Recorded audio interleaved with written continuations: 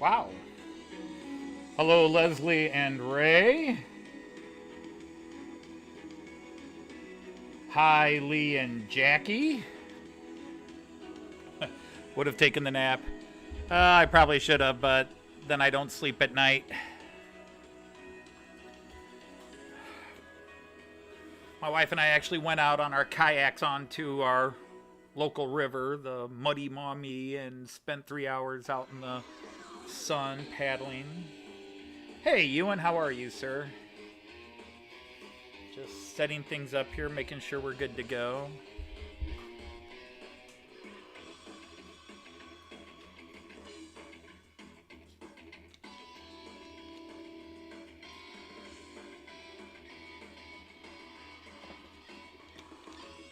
Wow. Hello. Is it Stefan or Steven? V or F sound. Price. Kieran. Nice to have you guys here.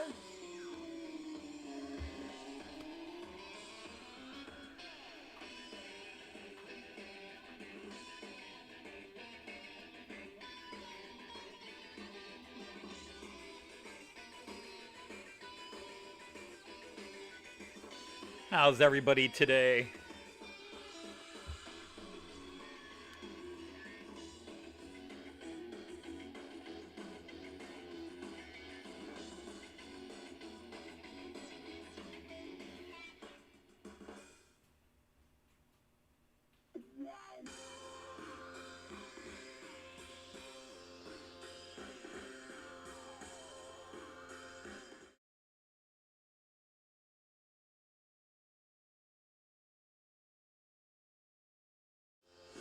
There you go.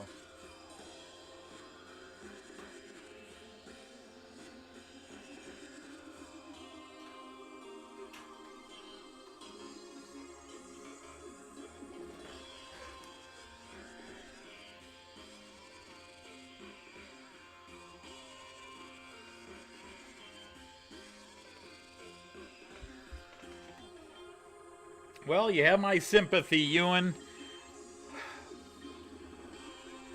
I know, Ray, where you live, it was even hotter, but we had 5 straight weeks here. 5.5, almost 6 straight weeks, but 5 definitive weeks where I live, where the temperature never went below, the high was never below 32 Celsius, more like 33, 34, 35 Celsius for about 5 straight weeks. And this area doesn't usually have that. We usually get a couple of weeks in August or September and August. Yeah, mid August, we usually heat up, and we are going to heat up again next week. But this part of the our average highs in July are mid 80s, and we were in the 90s. We set a monthly record for high and lack of rain and everything else. The seasons are changing on us. So, yeah, my wife and I got up this morning and loaded up our kayaks. We have a couple of.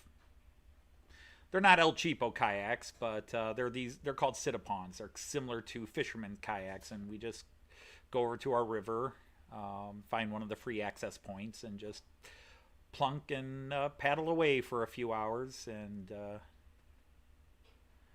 Um, and now, because apparently kayaking for 2 3 hours was not enough, she's now out on her 5 mile walk that she likes to get in each day, just to make me feel lazy and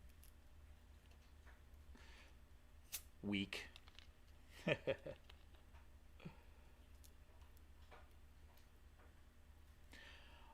Yeah, our humidity went down finally for a day or so. It's going back up today, but as my wife now, my wife's a weather freak. She's a science person. Her degree is in science. She teaches science, and she's a weather geek.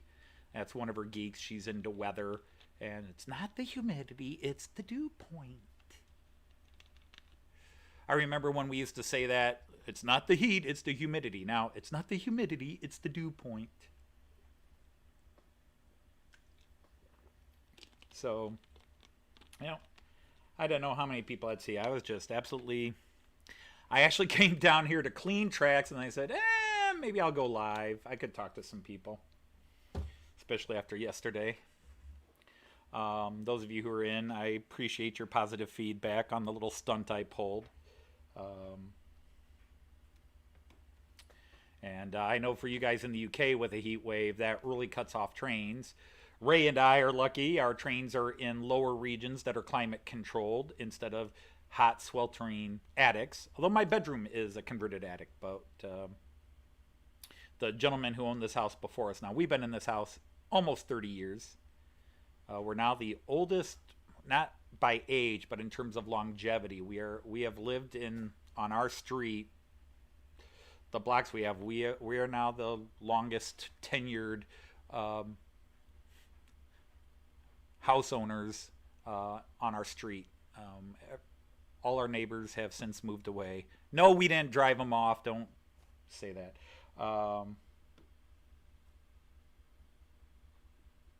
Hey, Richard, nice to see you. I can raid the biscuit barrel. No, no, I can't raid the biscuit barrel.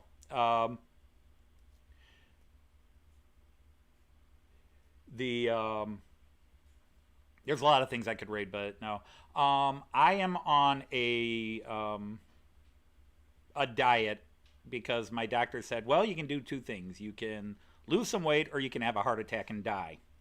And I weighed the options heavily, and since November, I've now lost 33 pounds. I have two weigh-ins. I have Wednesday weigh-in and weekend weigh-in because it's alliterative and I like alliteration. And I weighed 251 pounds this morning, and I haven't weighed 251 pounds since 2010. I got as in 2008 I ballooned up to close to 300 pounds. That's roughly 137 kilos, somewhere in there. And lost a lot of weight and got back down to 251. I spent my 20s weighing about 220 to 225. My 30s I weighed about 225 to 230.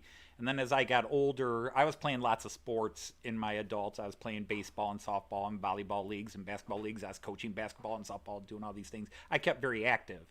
So I kept my weight 225, 230, and I'm over 6'3". 6'3". If I put shoes on, I'm 6'4". If I put flats on, I'm 6'4", but I claim 6'3". And I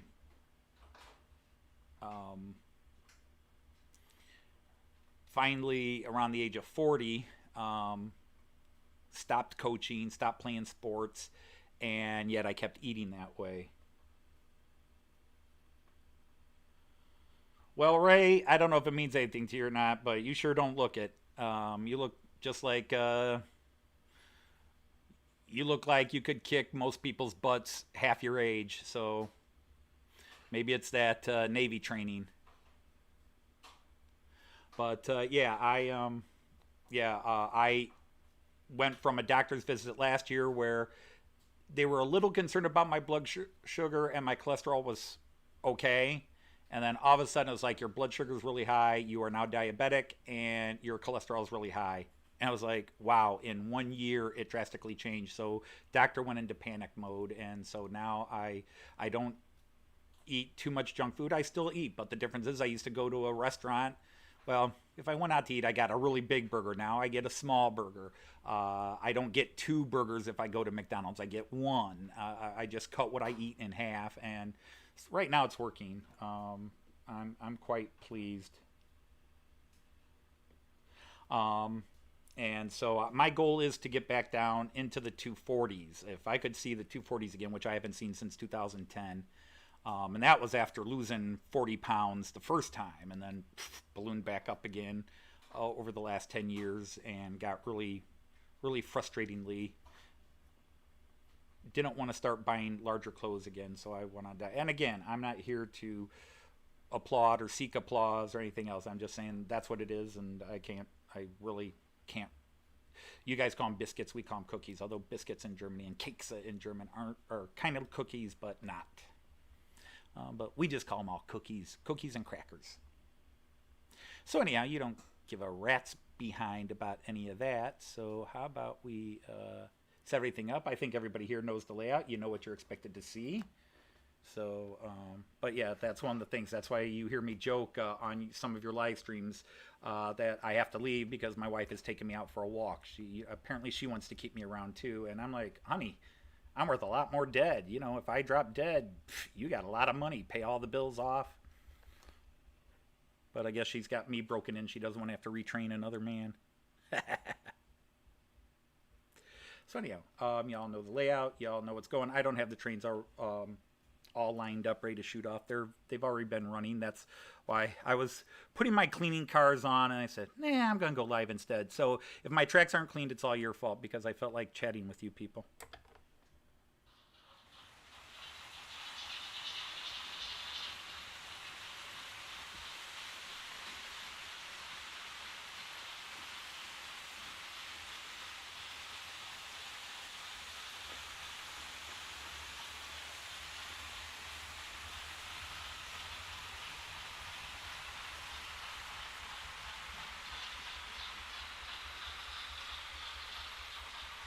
No, my wife is she's thrilled I'm losing the weight and she's trying to keep me healthy. But at the same time, she gets frustrated because she diets and exercises all the time. And it's harder for women to lose the weight, especially when they're in their 50s, as my wife is. She's not one of those women that's vain about her age. She's like, yeah, I'm 54. What do you care? But that's because she doesn't look 54. If Joyce ever comes down here and goes on camera again, you can see she does not look 54. I don't even think she looks 44. Somewhere there's a painting of her growing old. I keep looking for it. You got your lights on, bud? Yeah, you got your lights on. Okay, we're all good.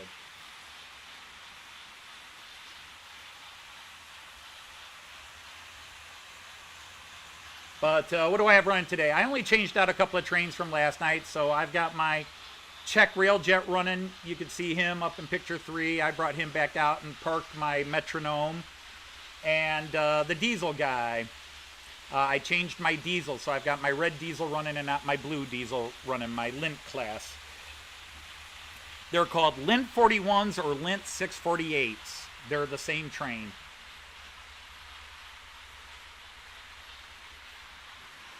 Well, hello there. You are not welcome here. Yeah, run for your life. Where the heck do you come from? Spider coming right down here. I think he was getting a little, man, if I can catch this one, I'm fit for the rest of my life. He was coming right down in front of my face here like, hi there. I would like to build a web here and eat you, possibly.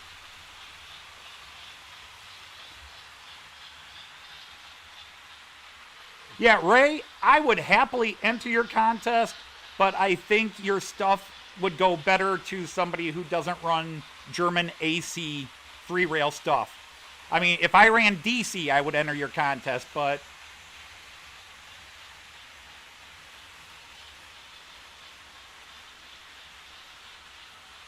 I would enter it, but I'd turn around and give the prize away to somebody else anyhow.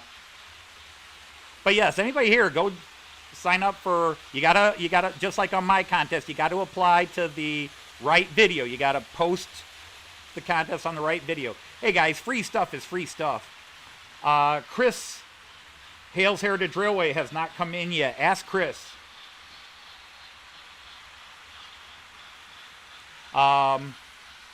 He got some very nice stuff with the gift certificate I bought him.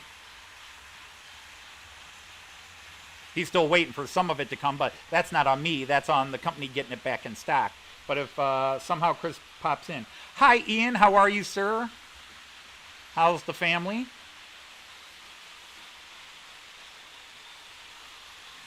But there's that ICE3. But hey, you guys probably all know some of your German trains by now.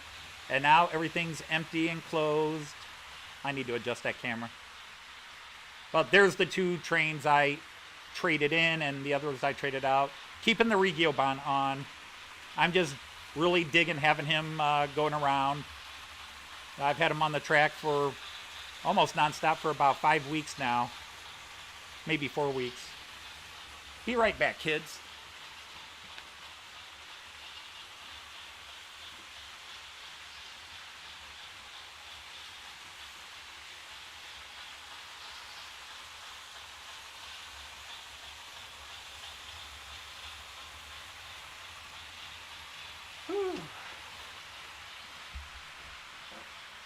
Well, hello, David Jones. Thanks for stopping in. Yeah, I will turn on the Christmas tree lights here.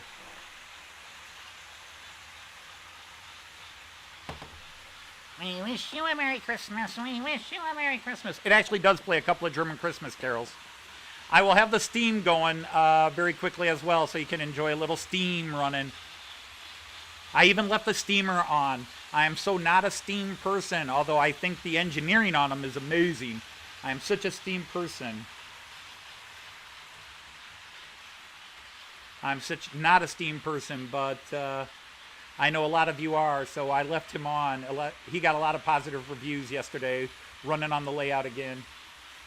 Because normally he only runs at Christmas.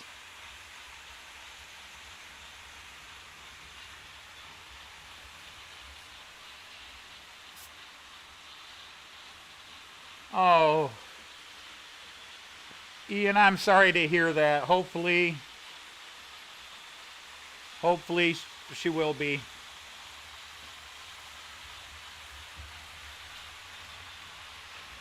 Oh, where are you, fella? You're coming around. All right, let's get you started. Let's see how long it takes you to kick it up.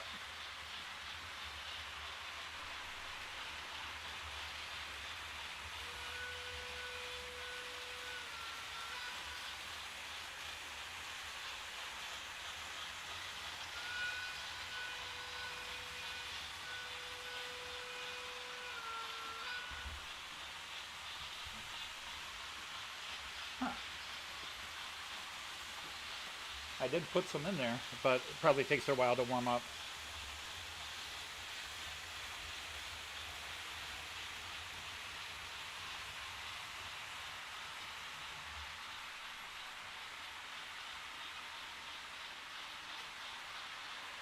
Are you starting yet?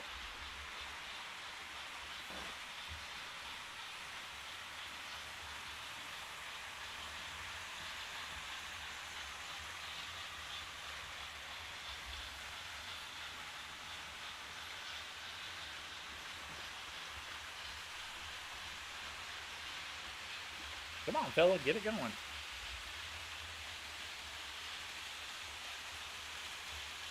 Oh, did they do that over there, Leslie? See, we always have, maybe Ray can back me up on this. In America, we always have sales and stuff like that in July. They call it Christmas in July. And every now and then they'll have a week, and some of the kiddie channels will show the Christmas cartoons and that just as a lark. But yeah, we have Christmas in July. So I ran him back early in July for a couple of live streams when I started doing live streams. And I brought him back out yesterday, and so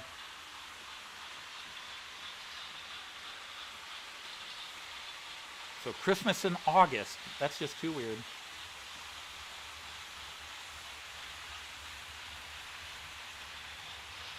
Huh.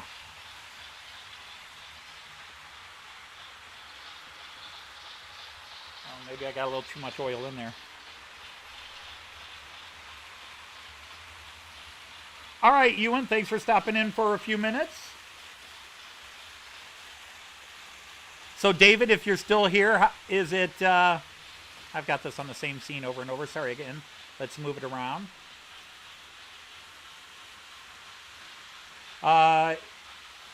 Is it too hot working in your layout? Let's go this way.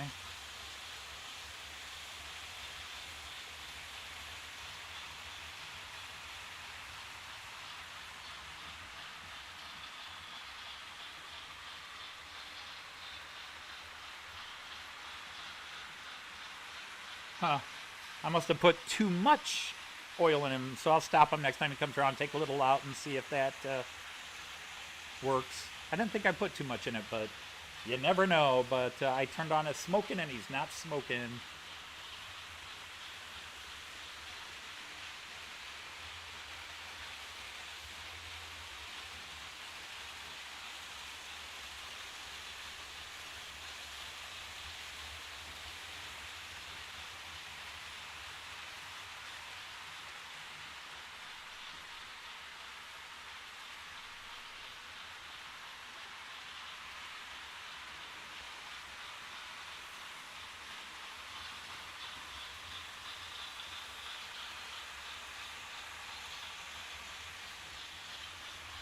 All right.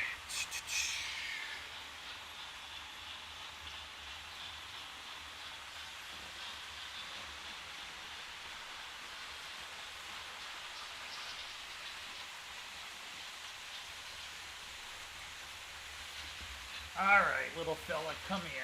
I think you got too much in you.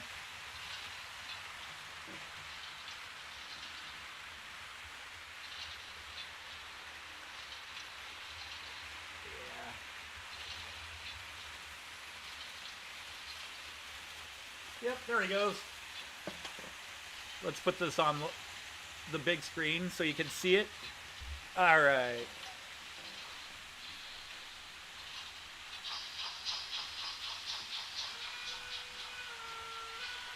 There you go. Yeah, I just put a little too much medicine in him.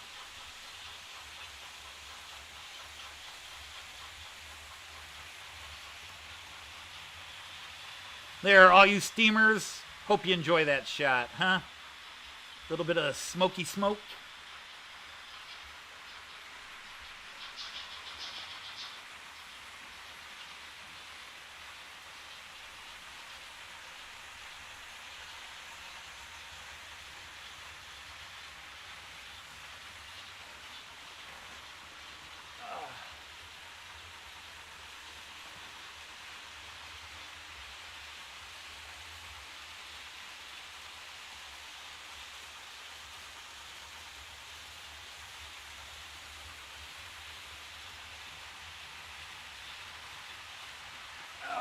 That darn camera just won't sit still.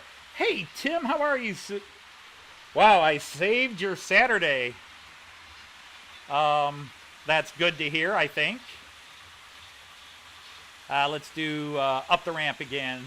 I've got the steamer running again, and I got them steaming. So you can... It'll get better when this camera comes in or this train comes in, the camera focuses. So now, yeah, bam. Now you can see the steamer coming up, puffing away. And then it goes out of focus again until he gets closer.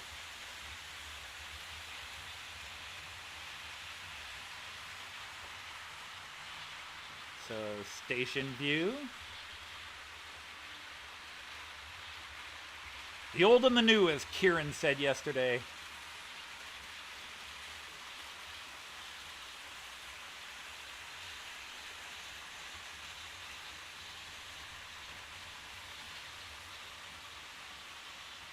I'm going to keep doing this. My wife has already conceded. You're going to buy a steam train next year, aren't you? She watched my quite a bit of my live stream last night because she wanted to see how the joke went. She knew I was doing it, but she hadn't seen it. So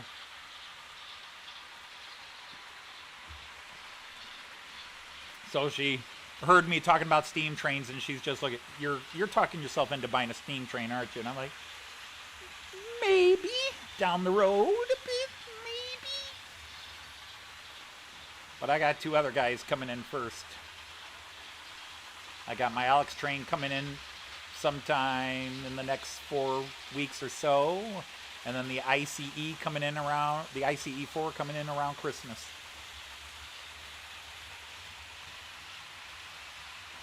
Good. Relaxing till Monday's a good thing.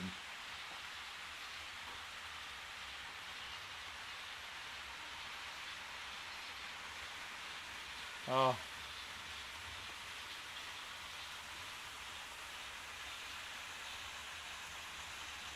I was with my students in Berlin one year where it got up to 90, which is rare for June in Berlin. They'll get they can get 90s in August in Berlin, but it's very rare they get to the 90s in early June. And they had a heat wave, and man, it was dry because they don't have humidity or anything like that. It was very dry. But we went up to the top of the Reichstag building, that big dome they have at the top of it. And actually now it's the Bundestag building, but we all call it the Reichstag. We went to the top of it, and oh, inside that glass dome, it was like a sauna. Because they're just not used to that kind of heat. Choo! Is that Joyce home? Or is that my daughter home for lunch from work? Somebody's here.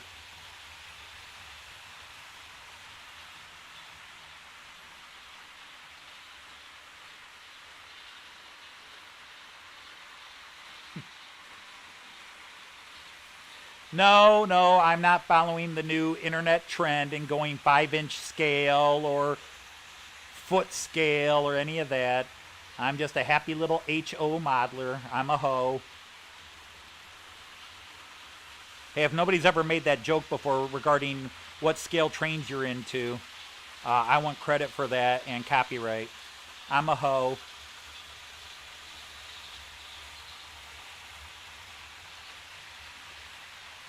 Yeah, nowadays, Leslie, you have to make a reservation. So we booked, because you can get in free if you reserve it. So yeah, we booked it.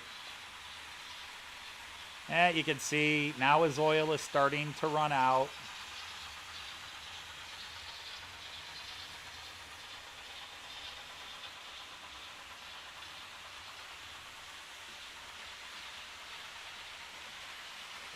If you're into steam trains, you better be enjoying that.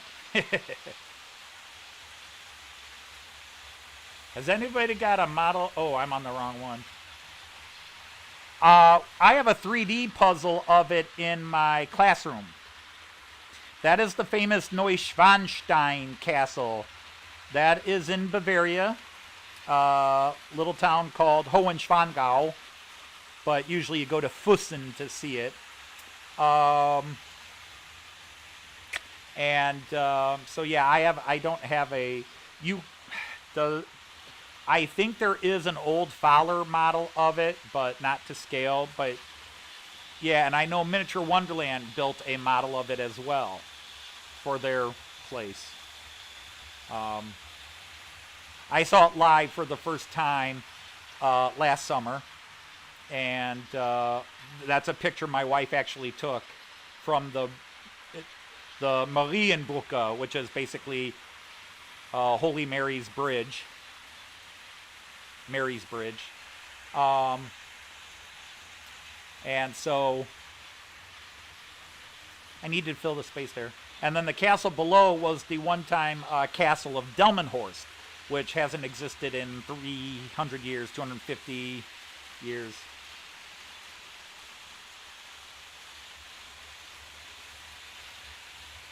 Working hard up the gradient, indeed. That steamer is a very nice piece of machinery, but it is meant to be basically a Christmas tree train. It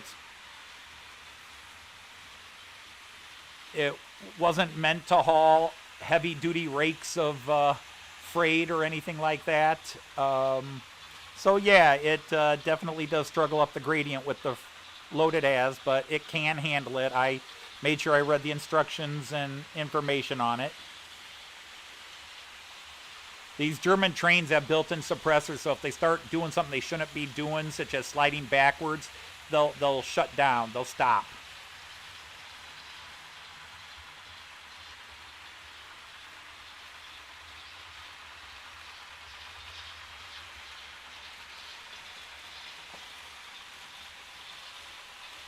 So where do we go from here? In the multi-view, you can look everywhere, but if you're watching on a phone, I can't imagine watching this on my phone. Actually, I have it on my phone right now. I guess you can see stuff, but I have a big phone. Well, we got 11 today. Yes, they used. I don't know if they actually filmed Chitty Chitty Bang Bang there, but they used that. They used that castle for Chitty Chitty Bang Bang.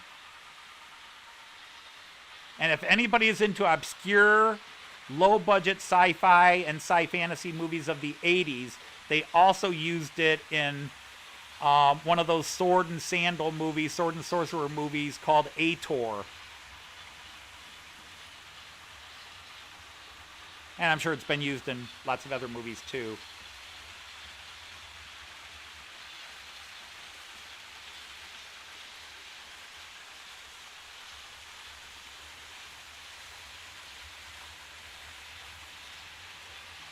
Leslie, no, several castles did survive World War II intact or mostly intact. This is one. The Germans had surrendered in Bavaria so easily, this was nowhere near any strategic bombing targets. Even the RAF said, what's the point? It would be a waste of munitions. So, they did have some fighting south of this castle. Some of the castles on the Rhine definitely took a lot of heavy damage. But the palaces in Berlin and Potsdam definitely got pummeled and are all rebuilds. The Germans fought to the last man in each building, and the Russians made sure they pretty much destroyed each building.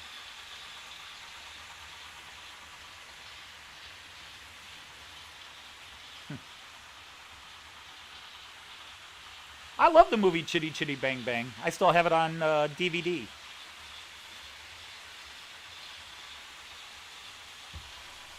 Okay, fella.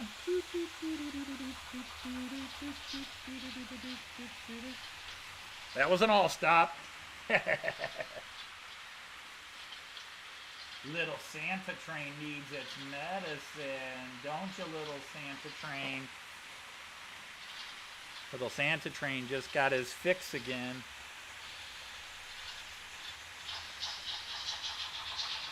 And he takes off at warp speed.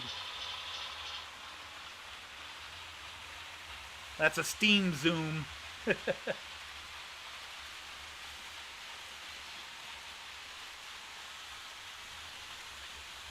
I got him at 70 kilometers scale.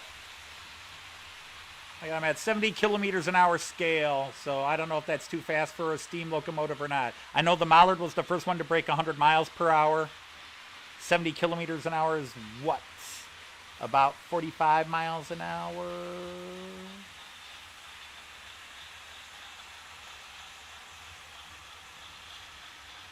See, 50 miles an hour is 80 kilometers an hour, so yeah, 40, 45 miles an hour.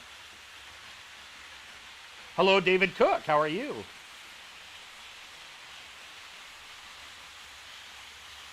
It is funny, the people who pop in say hi and then never see him again. They're like, what's Anthony doing? Oh, yeah, just run the same old trains. I'm out of here. Same trains, same pictures.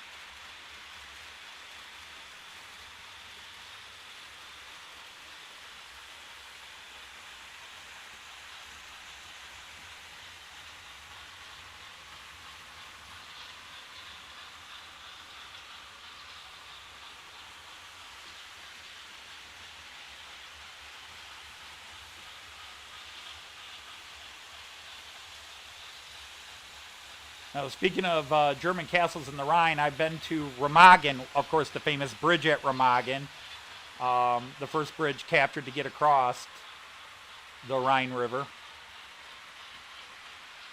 because that's on the way between Köln and Koblenz.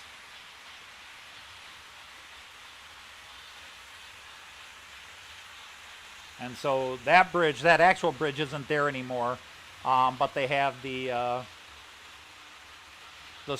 supports on either side of the river are still there with plaques saying, Bridge at Remagen, where units of the U.S., was it the 31st? I'm going to blow that now, I don't remember. Infantry Division captured the bridge in March of 1945. The bridge was set for demolition, but when they went to blow it, like only some of the dynamite, C4, whatever they used, went off, and so the bridge was weak but intact.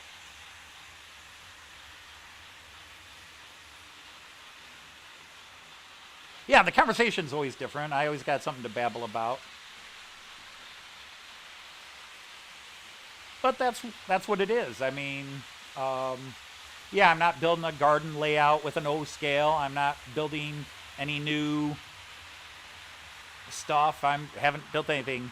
Usually, if I'm building that, I'm not going to film it. I'll build it, say, hey guys, here's what I did, and then put it out as a show. Live stream is just to chat, and I have some trains in the background, so anybody who comes in and talks for a little bit, whether listen to me or talk to each other. Hey, Chris, there he is.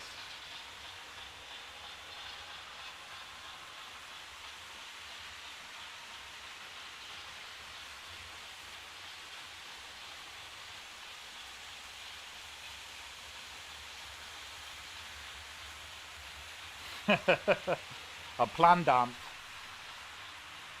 No, I can tell you with almost 100% assurity, if I buy another steam train, it will also be the last steam train I buy. That's why I will look hard and fast as to whether I'm going to get an Orient Express or an old Rhine Dampfer or some from the old German Bundesbahn rail between the wars. I'll have to think long and hard about it. I've already maxed out space for trains. I already have now realized I now have to build a shelf because the Alex train doesn't have a parking space on my layout or in the fiddle yard I created. There is no parking anymore. Technically, there's one lane. Oh, really? Chris, awesome, yay! I'm glad to hear that. I thought it was another 3 weeks yet. Awesome. Hi, Andrew. Yeah, I'm doing well. I was either going to take a nap and decided to play with trains, and then I was going to clean my track. I was going to run my cleaning cars. And my wife said, well, why don't you run the cleaning cars while you do a live chat? And that put the idea of doing a live chat on. And then I realized if I put the cleaning cars on, you wouldn't hear the live chat. They're noisy little buggers. It would be sounding like you're sitting right outside the dentist office while somebody else is getting a massive drilling done. Yeah.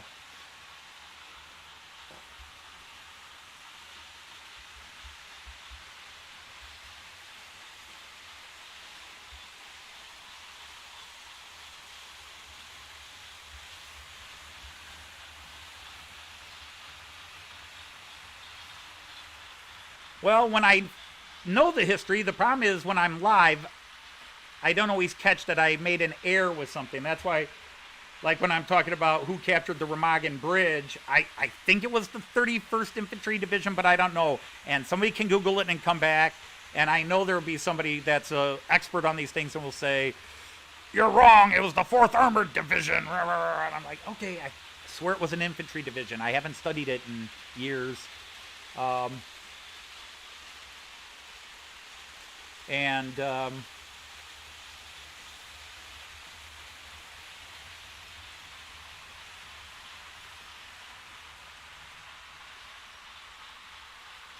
But I had a grandfather that, my grandfather Dodge, he was a history buff.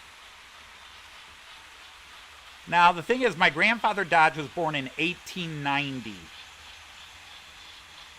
My dad was born in 1930, and then I came along in 1963.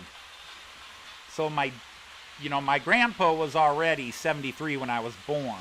But I spent parts of every summer with him.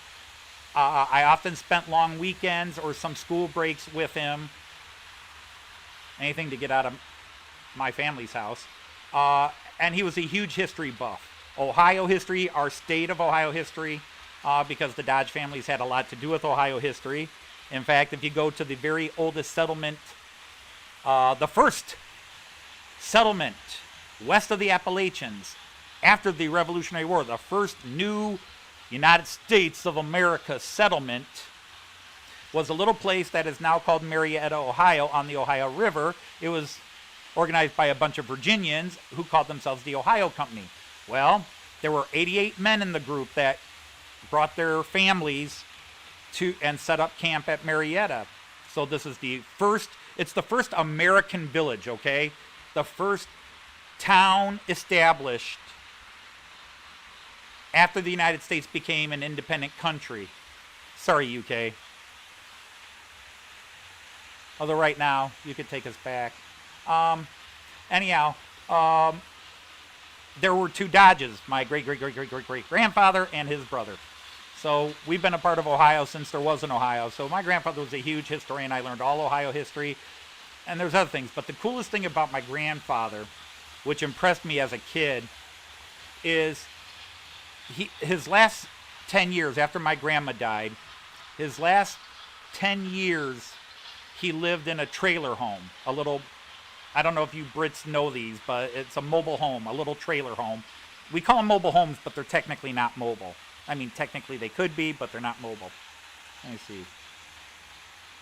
Anyhow, in this tiny little closet that he called his den, but it really was just a closet in this place, he had his rifles, his whatever rifle it was that American soldiers used. He managed to keep his rifle from World War I. He had a couple of his hunting shotguns and a hunting rifle as well. So he had 4 rifles there and a really cool BB gun. He had this old typewriter and just some other knickknacks. But on the wall, he had typed things with this, it'd be a 100-year-old typewriter now. He had typed it up and kept adding to it. And the first one was a list of everybody who had been president since he was born. And he had gone from, was it Chester A. Arthur, whoever was right before McKinley, to McKinley, all the way through to Gerald Ford. I mean, at the time, that was half the presidents of the United States.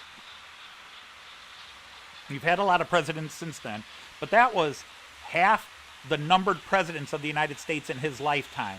And it just, holy cow, Grandpa, you're old.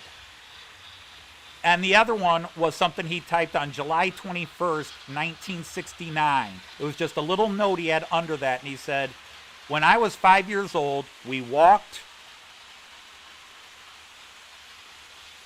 we rode carriages drawn by horses. There were no planes, there were no cars. Now we've just landed on the moon. I have had an amazing life.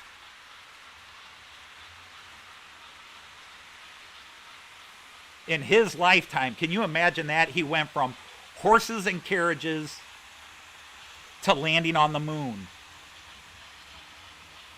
And I just found that astounding. And those were two things that that just on top of everything else, my grandpa imparted on me, were those 2 little sheets of paper. Well, let's see. Nancy, hi. Herb is taking a break watching you because it's pouring rain there again. Oh, I was hoping you guys would have a few days without rain. I was telling that story. Who else came in? Let me see. Did I miss? Okay, that's still our buddy Andrew T. I've got so many Andys and Andrews I know.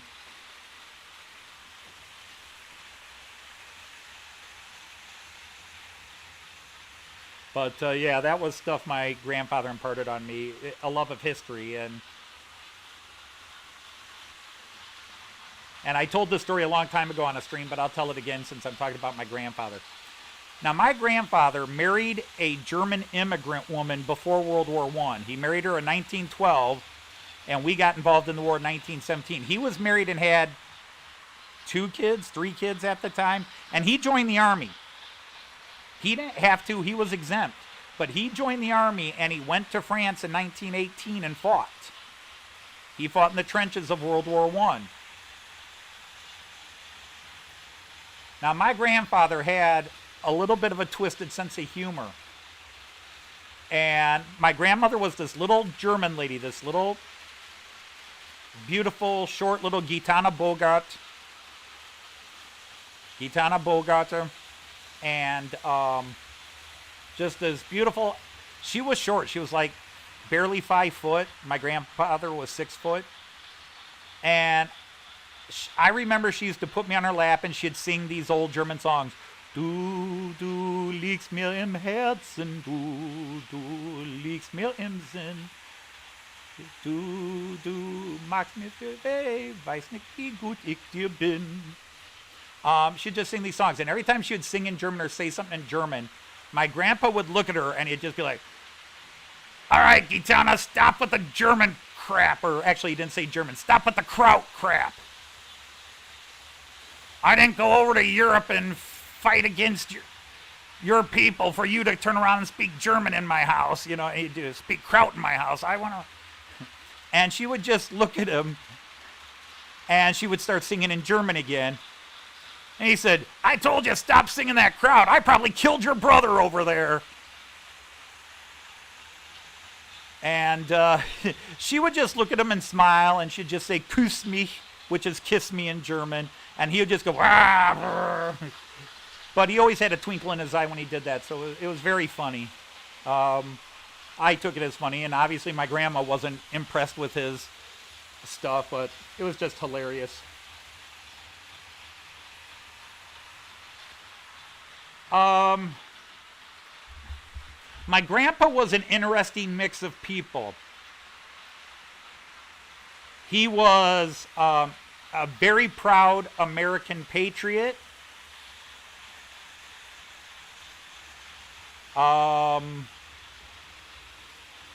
I think he would hate a lot of modern technology.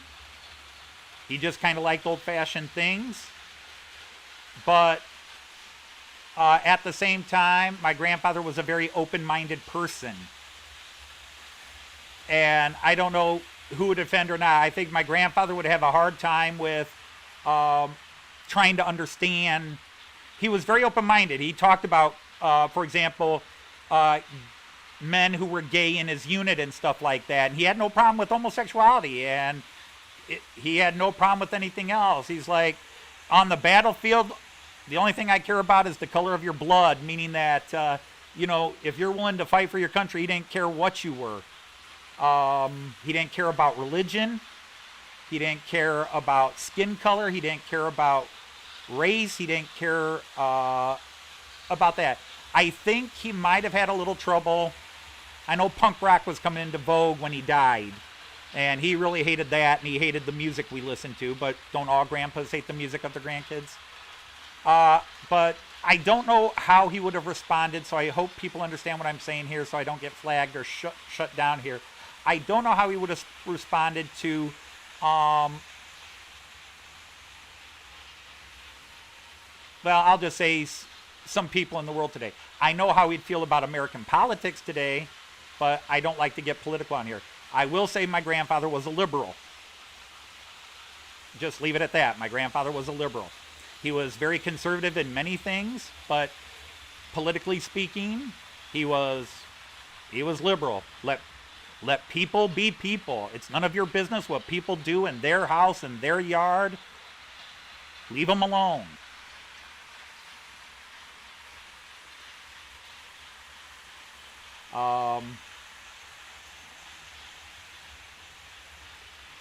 If he were alive today, he'd be 130, which is scary to think about it. But if he could stand, he would probably be marching in protest. Just leave it at that. And if that offends anybody here, I'm sorry, but he would be. Well, hi, Heath. How are you?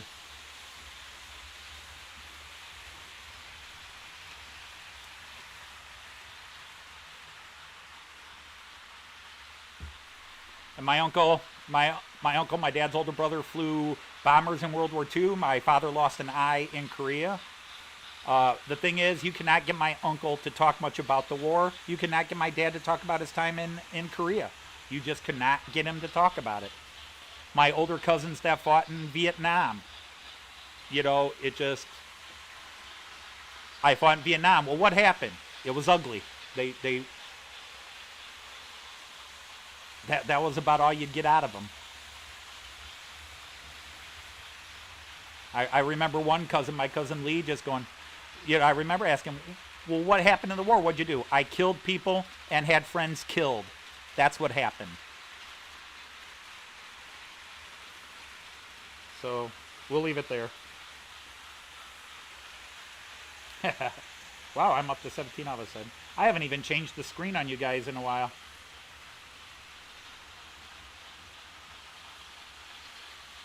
Nice to see everybody who comes in. Oh, hey, yeah, you're out of juice, so I should turn that off before it overheats.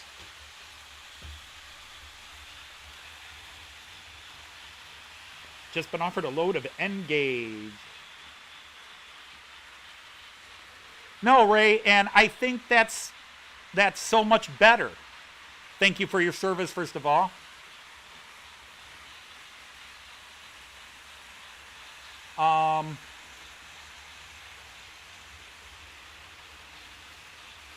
It's,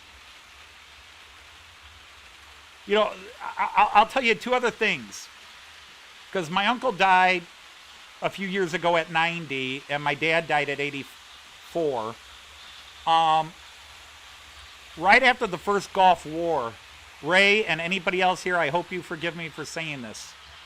Boy, you guys get me talking about stuff and I'm going to bury myself.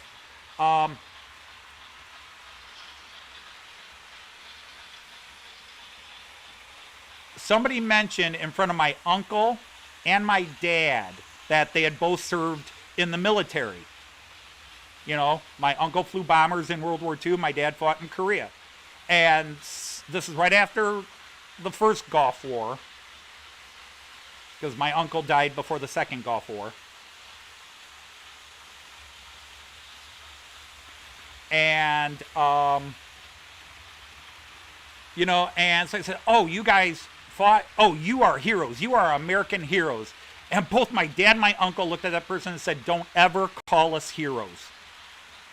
Don't ever call us heroes. We were not heroes. We were drafted and we went and did our job. We were not heroes. So I hope that doesn't offend anybody, since now we always refer to military people as heroes, but the military people I know hate to be called heroes. Or the military people I knew.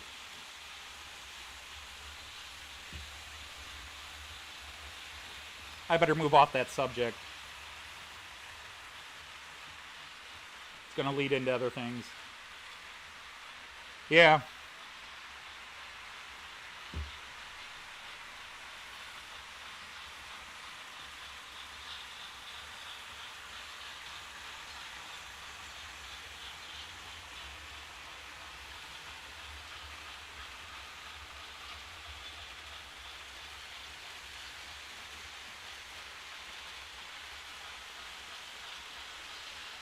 So back to viewing trains. Let's do this view. Nobody's there now, but there shall be soon. Bada bing, bada boom, bada bow. And then let's do the station view. I do like this. You guys, I conned you into saying you liked it yesterday.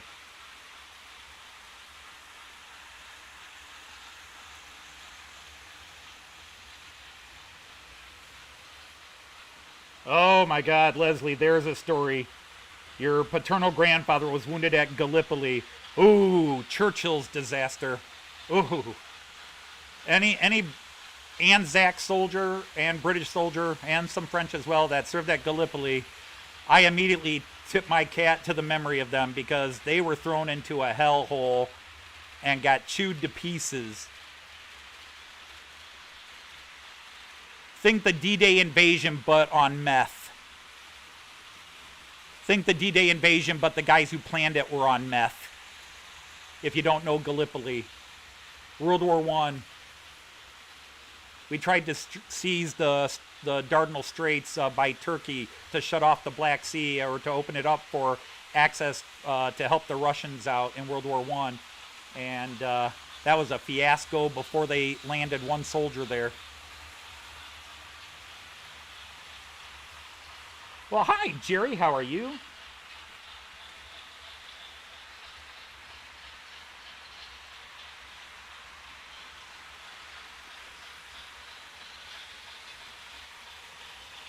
But see, that's the flip side of everything. My dad, when I was 17, 16, 17, and I had not started applying for college scholarships yet, and my family certainly wasn't going to be able to afford to send me to college. So it was either I get scholarships or I don't go to college. So one of the avenues was to go military, and my dad was like, "You will not go military." And I'm like, "Dad, you served in the Army." He says, "I fought so you didn't have to." And then all of a sudden in my junior year of high school, I got recruited to West Point and eventually got accepted and started my college career at West Point. And then all of a sudden my dad's attitude changed. And I was like, "Yeah, go to West Point. Blah, blah, blah, blah, you know, this, 20 years in. I was like, "Dad, what happened to no military?" But apparently starting off as an officer was okay.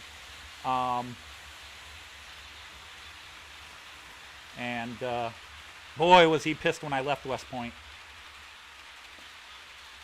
And you guys are watching nothing. Oh, wait, somebody just came in, but we'll go to that screen again. Let's see.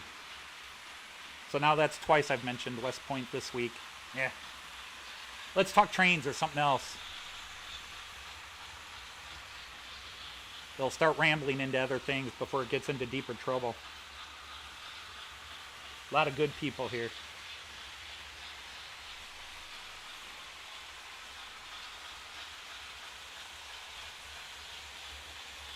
But it all worked out because I wound up being in Toledo on a weekend I wouldn't normally have been in Toledo.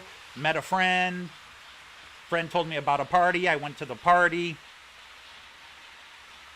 And met some old friends and some acquaintances. And then I went to a different college, and those acquaintances remembered me. And when I came back into town for a Christmas break, they needed somebody to fill in on a blind date.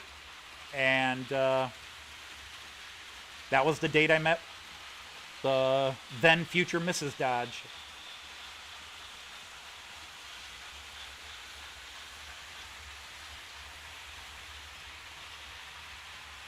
True story. She is the only woman I've ever dated. Never had a girlfriend in high school.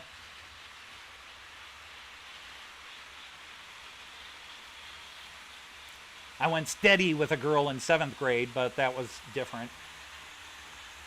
Didn't date in high school because basically high school was get up at 5 to beat my dad to the shower,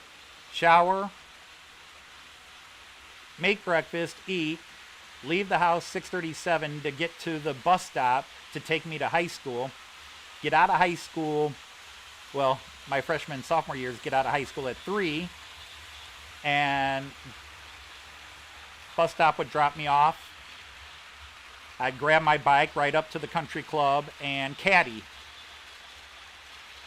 And then when I was old enough to get a real job, I got a job at the mall, so I'd get out of high school at 2 my junior and senior year, and would work at the mall until 9 o'clock, and then I had to do stock and closing, so I'd usually get home about 10 and have to do all my homework, lather, rinse, repeat. And that was high school. And Friday nights and Saturday nights, hang out with my guy friends. I didn't have to get up 5 a.m. for high school. I had to get up at 5 a.m. to get to the bathroom. I had to beat my dad, who was up at 5:30, and then my sisters, one who was still in high school my freshman year, but the other two were just living at home, but they had jobs or whatever they were doing. Once they got into the bathroom, we had one house, 7 people, and 1 bathroom. So I don't know how that rates to other people's growing up tough stories, but yeah, that was ours. So if I didn't get in the bathroom at 5 a.m. or 5:10, I wasn't going to see a bathroom that day.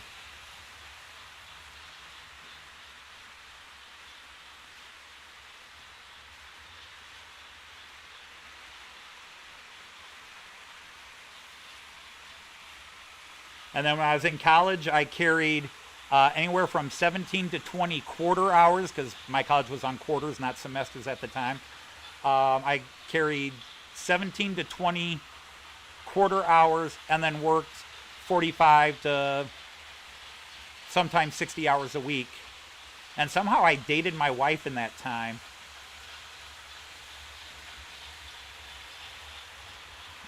Oh, I'm an early person. So I don't mind. Yeah, Jerry, I don't know if I mentioned it yesterday, but your last video was cool. Very cool. A lot of well-reasoned thoughts there.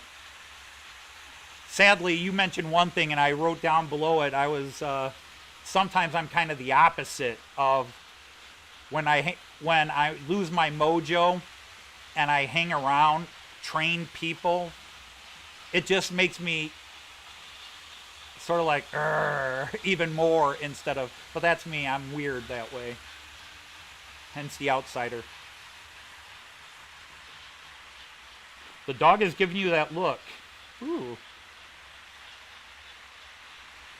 Oh, that R word. Retired. Oh, I so want to be there.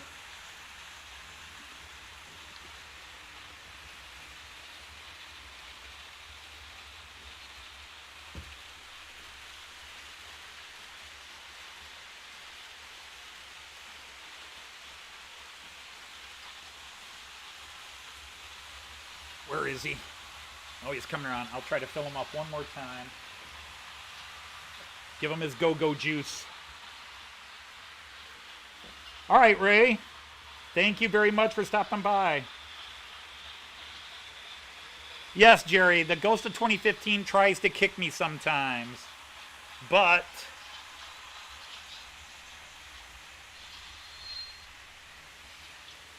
as he was at the beginning of the addiction, he doesn't necessarily understand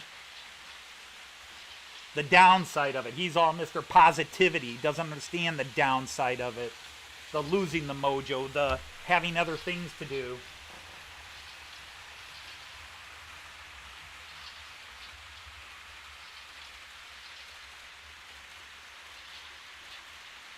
Go on, Railjet, get through. Yeah, mule, yeah.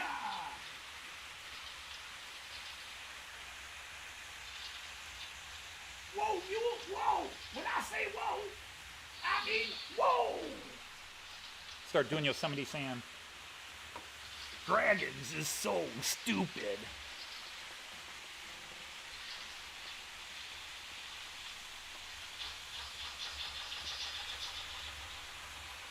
Let's see if we can get him smoking again. There he goes. Chuff. And off he goes. Chuff, chuff.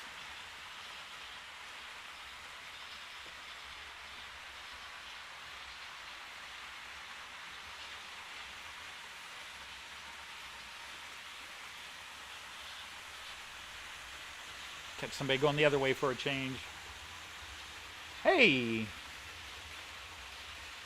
I saw Wolf Wolf. Was Dave here? Was David here? Alright, let's go. Long run so you guys can see him coming through. We got a couple little guys. There he goes, chuffing out that steam for all you steamers.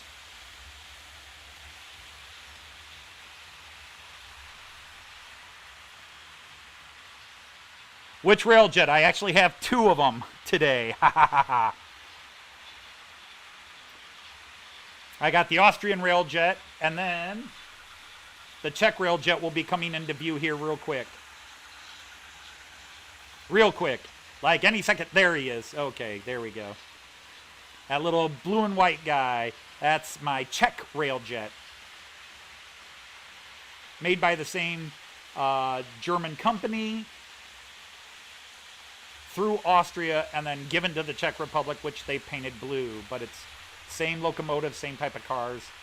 Just not as nice on the inside as the, well, this beautiful guy right here. Ah, you got the Austrian Railjet. Oh, did you see the firebox flicker? Good. Cool. Don't sneeze now, you idiot dragon. You'll blow us all to smithereens. Dragons is so stupid.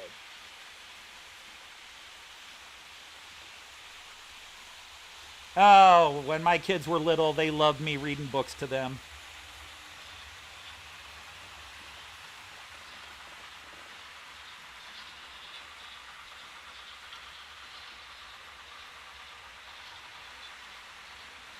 Yes, I had the little two-car unit on the main layout 2 weeks ago.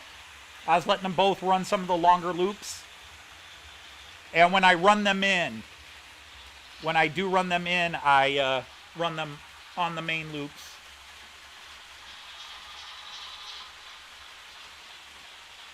They're just so small. I really wish the company made dummy cars because normally they go in 3 unit sections. Like that's one section. You'd have 2 more like it joined together. And about 7, 8 years ago, Miraklin made a two-parter where one was the motorized and one was a dummy. And they are so expensive. When they sold, they were like $500-600, and now if you find somebody selling it on eBay or something like that, they want $1,000 for it because it's so rare. I really wish they would make dummy cars. I have literally toyed with the idea of trying to buy another one like this and then ripping out the decoder and the motor and joining them together, or putting in a secondary decoder that would just operate the lights. And then there's a part of me that goes, that would be stupid. You spent $350 on a locomotive and you tore everything out?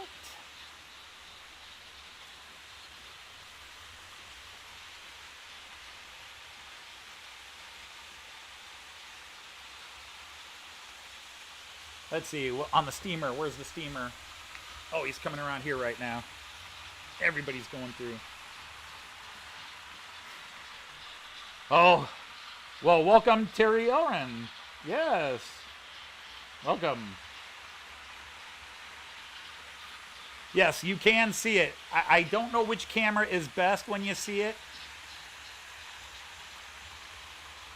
Probably the long run cam. But here he comes right now, steaming away. But yes, his firebox does light up. And it's a DB Cargo is the first one behind him. But yes, somebody take thy beak from out my heart. I've just never seen a cargo clean before. This is my fictional world, Leslie. Our locomotives are clean. Our cars are clean. Yeah, that corner, you could see it.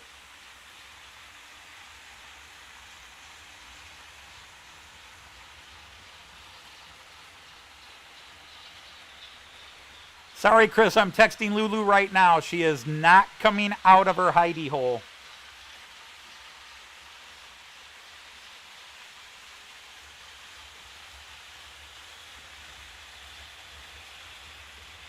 She said something about nobody's going to see her for a while and something about Wetworks. Anybody know what Wetworks are? Something about Wetworks. I don't know.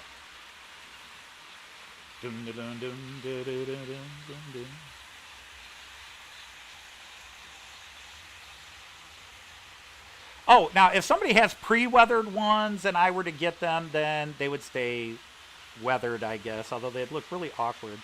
But I'm not even a freight train guy. I'm not a steam guy, and yet I'm running a steam freighter. Just because I'm trying to honor all the people on here who like steam and freight trains. That's the kind of guy I am. That I will actually run some trains I'm not even into just to entertain some of you. Here's that 11-lane view again. I always go back. This is sort of my standard one. You just see more trains in this. There goes the ICE in the background. Zoom. It's not much of a zoom this time, but... Jimmy, wait, Jimmy?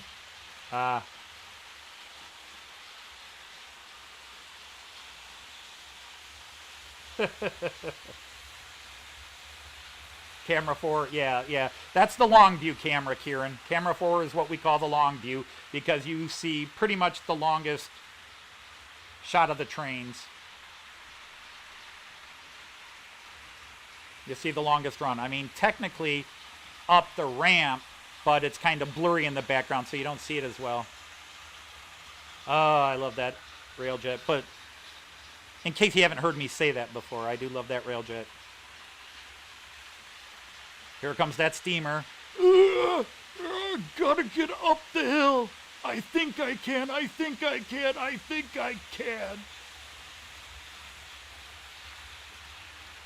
Jimmy is with Lulu.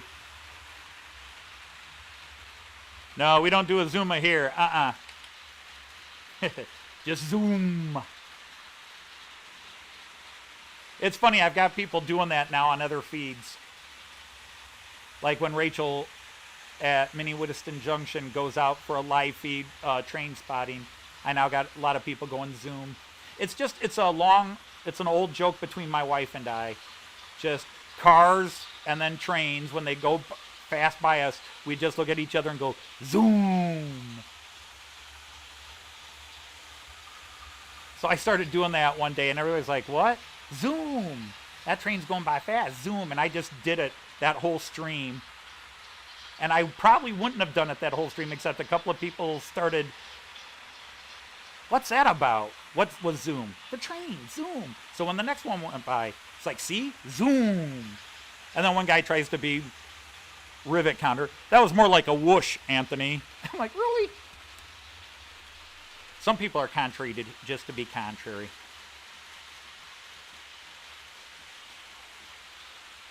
No, Azuma's not as good as the ICE.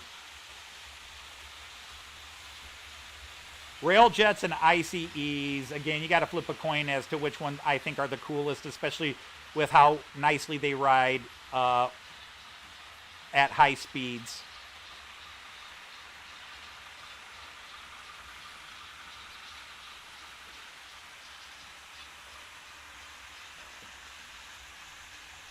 See, Joyce has to come down here sooner or later because it's laundry day and she's going to want to get the laundry going. But I think she knows I've got the cameras on, so she's hiding because she's back from her walk.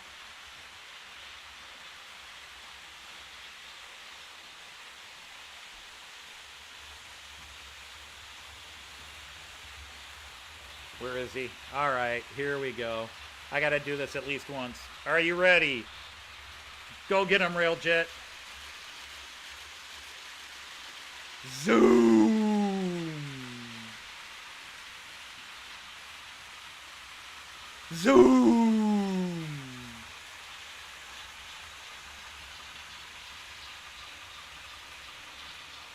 Zoom! All right, we got to slow him down. He's going through the station.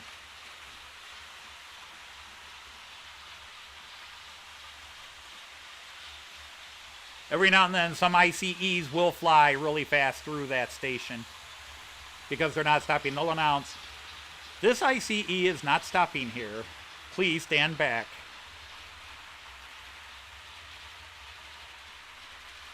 The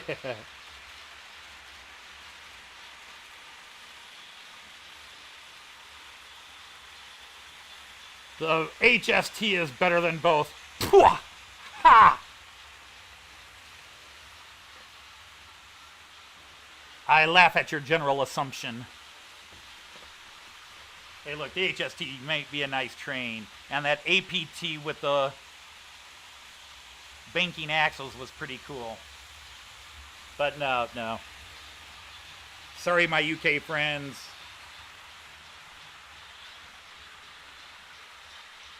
I think those Class 800s are gorgeous, but I don't think they're going to compete with the ICE 3 or the ICE 4 or the Railjet. Just my biased opinion, y'all. Just my biased opinion. Oh, you're allowed to like them all. You just have to acknowledge which one's best.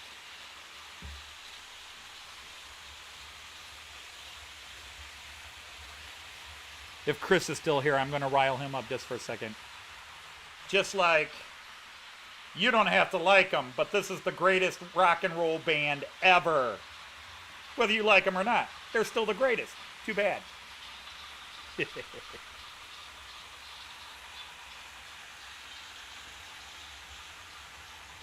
Fastest diesel train in the world.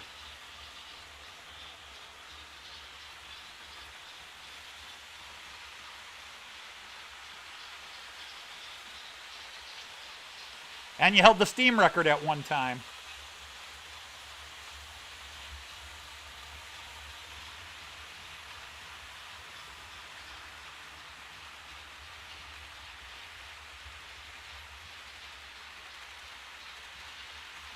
Is that the Stones? Ah, the Stones. What a joke. How to make a career out of one guitar chord. Jumpin' Jack Flash. Boing.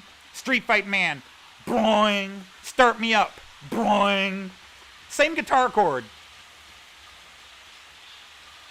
I do like the Stones, but they don't hold a candle to the Beatles. I love the Who, and I always, when I argue music with friends, they always go, man, the Beatles are singing She Loves You, and the Who were doing a quick one while he's away. I'm like, dude, that's 5 years different. People always compare, like, what a band did 2 years later to what the Beatles did in '63.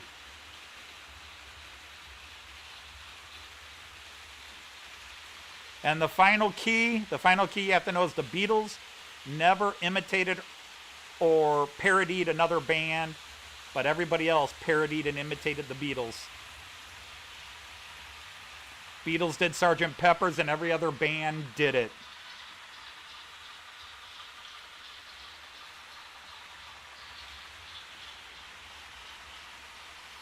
Everybody else had to do some other cover like that.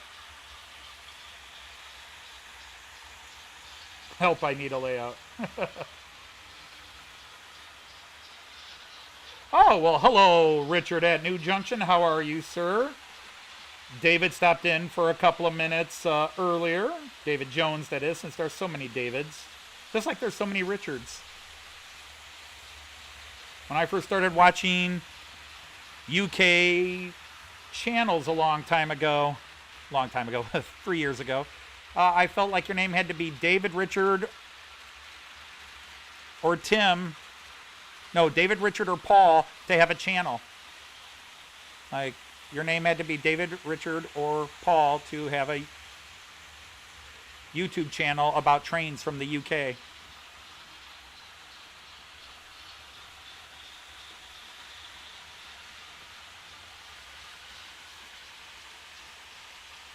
Help! I need a layout. Help! I've got to have it planned out. Help! You know, I need someone. Help! When I was young, I used to do 00 gauge scale. But now when I try it, I realize it always fails. So now I've moved up to O and I think my life is good. I just hope my neighbors don't blow up the neighborhood. Help me if you can, I'm running trains. And I do believe my wife thinks I'm insane. Oh, I'm sorry.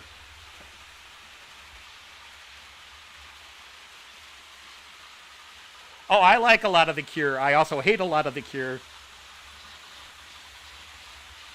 I have such extremely variant music taste. I like pretty much I like something in every genre of music except bluegrass.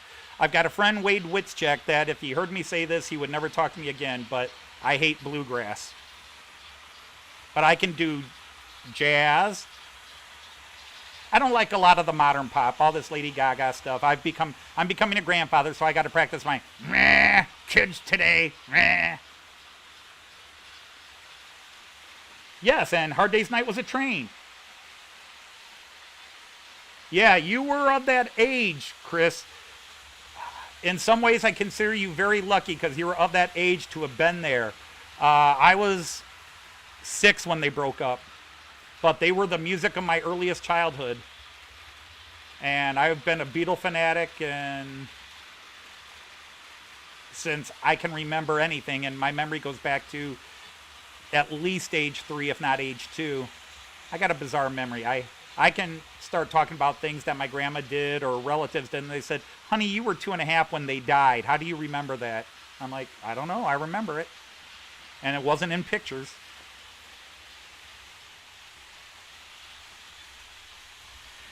I'm sorry, Richard. Wait until you find out what happens when I tell you how I feel about Justin Bieber. You'll really hate me.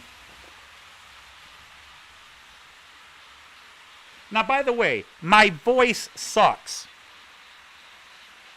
I'm fully aware of that. I've heard myself try to sing many times. And my poor family has suffered with me because I sing along, whether it's Adamant or Led Zeppelin playing in the car. I always sing along. But I made up those Help lyrics right then and there. I think I deserve a little more applause for that. I made up those Help the Layout lyrics right then and there. That was true spontaneous comedy there, if I do say so myself.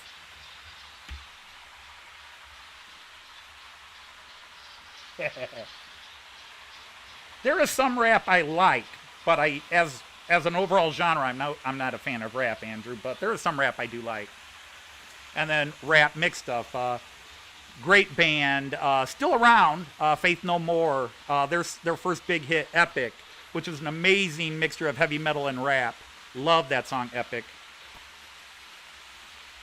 But man, my musical taste is all over the place.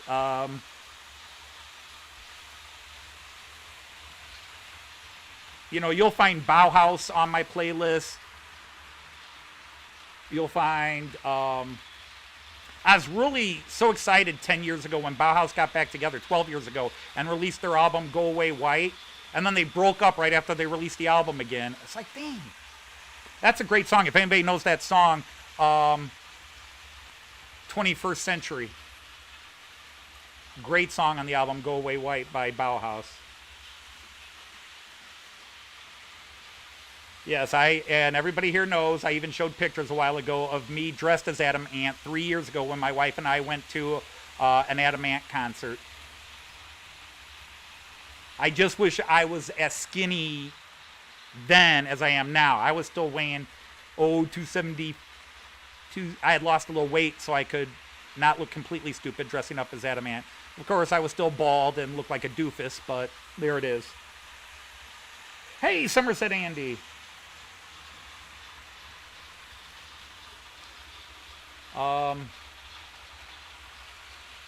I'm trying to think of some of the more obscure. I loved Ultravox, both versions, Midge and John Fox. Never big into New Order or Joy Division. My brother was, but I was never into that.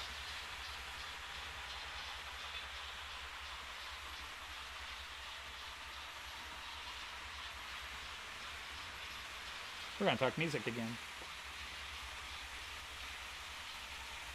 But I can go back to old jazz. I love big band music from the 40s. Swing music, big band. The Dorsey Brothers. Glenn Miller, Benny Hanna. Ha ha ha, joke there. Yes, Heath, you made me do an amazing parody version of the Beatles song Help with Train lyrics instead.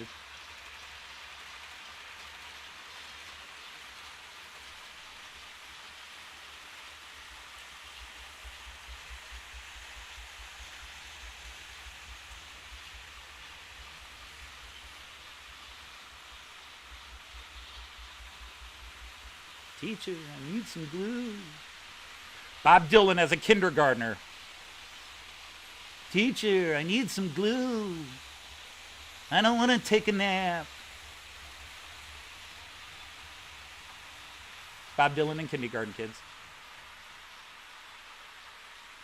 Hi, Hypno's Best. Yeah, I'm on again. The greatest show on earth, Rammstein. Yep, I played a lot of Rammstein to my students over the years, and of course a lot of them were into Rammstein.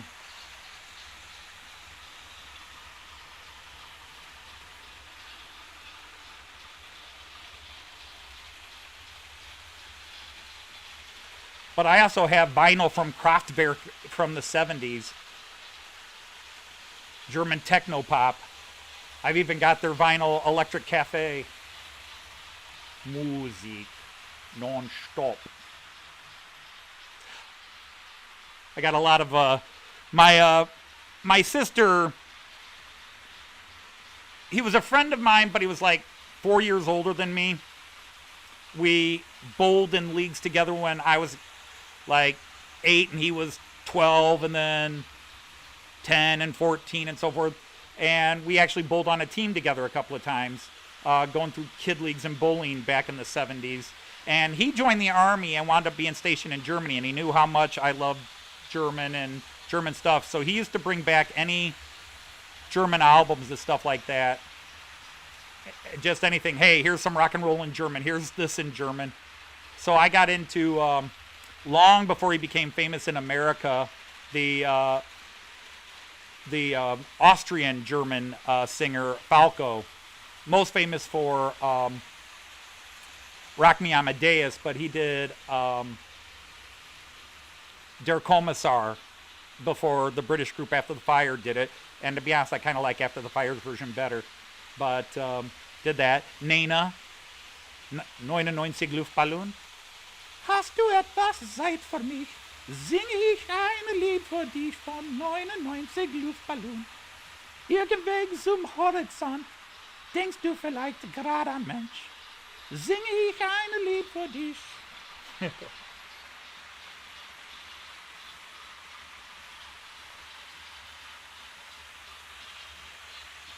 Autobahn. I am not a, Jackie mentioned Elvis. I respect Elvis's influence in rock and roll. I am not an Elvis fan. There's a couple of songs by Elvis I like, but I also kind of have sort of a thumb my nose view at Elvis, because basically he just stole black rhythm and blues and stuck a white face on it, so white America would actually not be ashamed to listen to it. But he had a heavy influence. He influenced the Beatles. He influenced all of rock and roll. He put it there and stamped it. But I have much more respect for guys like Carl Perkins and Buddy Holly. Sadly died too young. These were guys that were writing songs, where Elvis just had people writing them songs and then he went out and performed them. I'm always more impressed with people that write their own songs. Everybody starts off as a cover band, but eventually the real talents write their own songs. Or if you're the Rolling Stones, you write the same song over and over. I'm sorry, Chris. I'm sorry. I couldn't help that shot.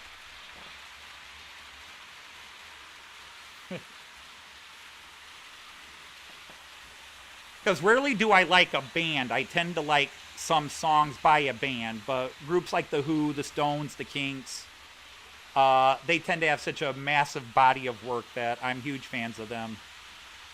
I liked The Animals before they became Eric Burdon and The Animals. I like the original bluesy Animals. When you complain and criticize, I feel I'm nothing in your eyes. It makes me feel like giving up. Elvis Presley.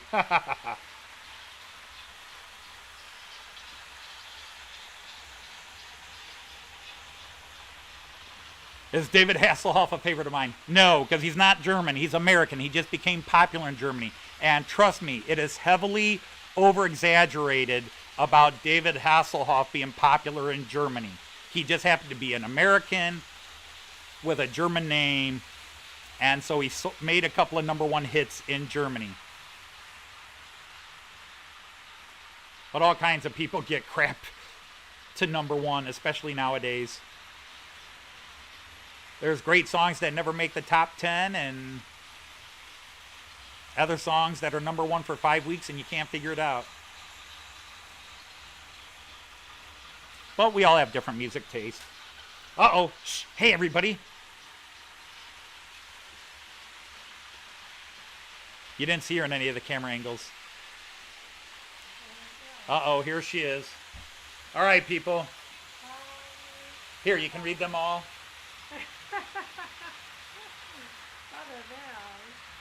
Hi, everybody. See, I told you, she's not a figment of my imagination. Some people sometimes believe it's just a myth I've made up, but she is here. Hey, and speaking of Adamant, we were just talking Adamant. Okay. Do that some more. I might get some more subscribers. Thank you. Now jump up and never. I'm sorry, ladies and gentlemen. Oh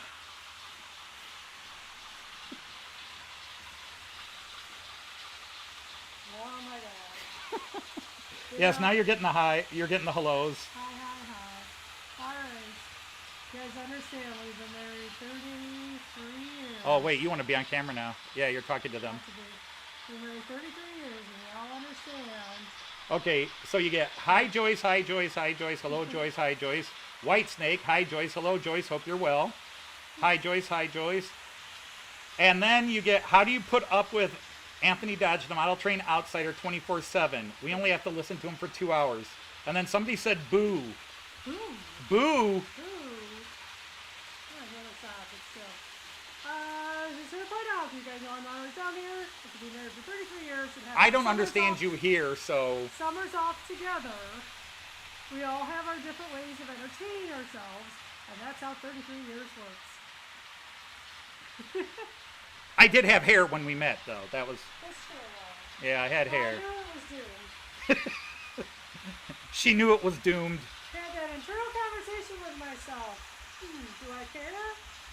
Nah, it's good. Her dad was bald, so she was used to bald men. Yeah, it's alright. Oh, boo, because I took you out of the picture. There you go. Now, you want to hear me get hit upside the head? Hey, get that laundry done, woman.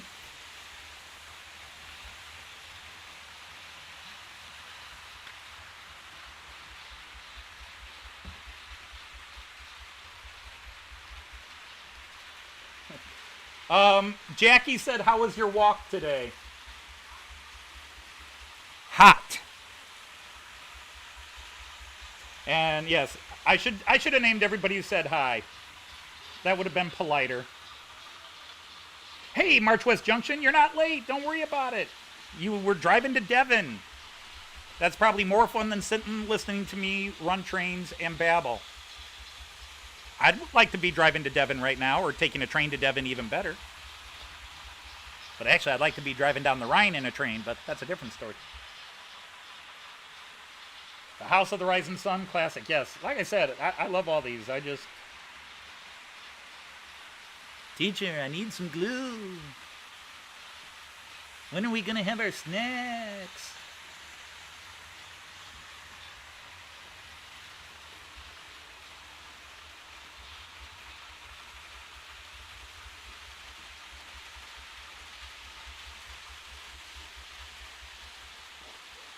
So anyhow, good to see you, Somerset Andy and March West, and hope you guys are well as well.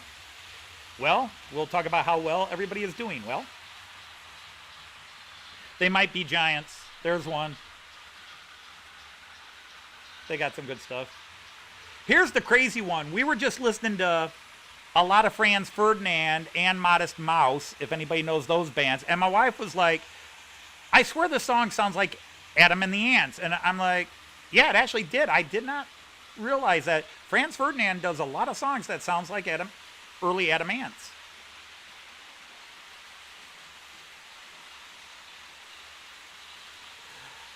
They Might Be Giants, a lot of great stuff, but my favorite thing by They Might Be Giants is doing the old song Istanbul, Constantinople.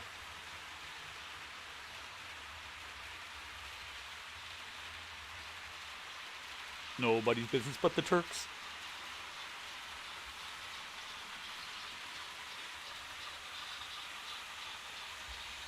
So who's doing what and where, and how are they doing it?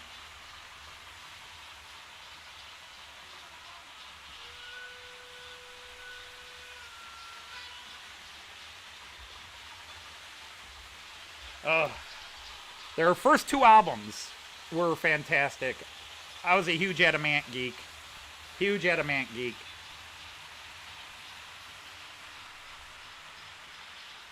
But, I mean, I was always able. I could go from Led Zeppelin to Adamant to Emerson, Lake and Palmer to Yes to the Beatles. Just listened to it all.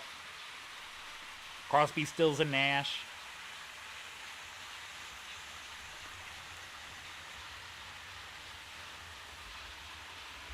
Wow, we've been talking music for a while.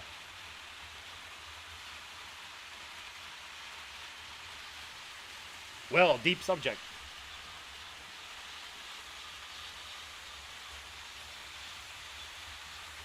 Yeah, let's do up the ramp.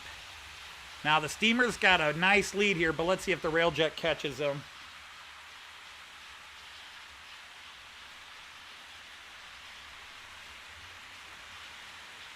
Yeah, the ICE comes around. Nope, the railjet didn't quite get up to him here. Let's do station. No, I said station. There we go. Little steamer chugging through the station with the railjet catching them here. Just pretend you're standing on a footbridge like a couple of people said yesterday. I do like this view of the station a bit better than the one I had for a while. Let's go to Village View, which is the cleanest camera. Really the sharpest image. Just watching the same old trains go in loops.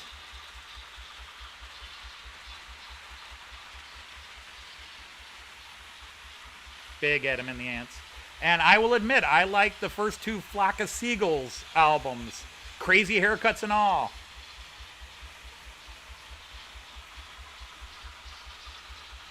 And then, one of my all-time more obscure British bands was XTC. English Settlement is still an album I'll play. English Settlement and Skylarking. Love the song Five Senses Working Overtime. Love that song.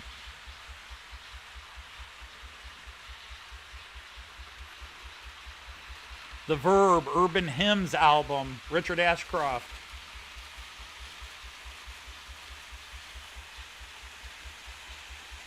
Def Leppard before they really made it big. Their first two albums were awesome. I liked Pyromania, but the rest of that album started wearing thin on me, and after that I could have cared less about Def Leppard. High and Dry was their big album to me. I loved that album. I did like the song Pyromania, but after that they just kind of got old. Anybody know The Offspring? Love The Offspring. Alice Cooper. Oh, they went to the school you attended, Andrew. Cool. Nope, I got no connections to fame like that. When I was a caddy in 1979 at the U.S. Open, I worked the grounds. I didn't caddy for anybody. I caddied at Inverness Country Club, but the 1979 U.S. Open was there, and Thursdays and Fridays, the top caddies worked the greens or the grounds. Like I had to rake sand traps, but I got to kind of meet some famous pro golfers then. Other than that, my sisters were friends with nieces and nephews of the famous American comedian and actor of the 50s, Danny Thomas, the founder of St. Jude's Hospital, because he was from Toledo. And I knew relatives of Jamie Farr from the character Klinger from MASH, because those are Toledo's two most famous people. The two most famous people. The only other famous person from Toledo is General Westmoreland, who takes the blame of losing the Vietnam War, so we don't mention him.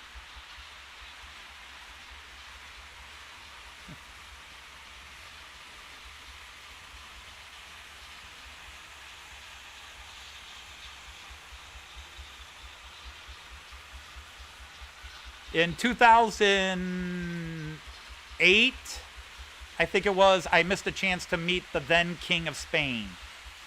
My friend who just passed away last year, Hans-Urs Sepke, did go, but I was invited to go to a 75th anniversary of Toledo, Spain, Toledo, Ohio, Sister City. We were the first official Sister City thing in this whole world of Sister City stuff.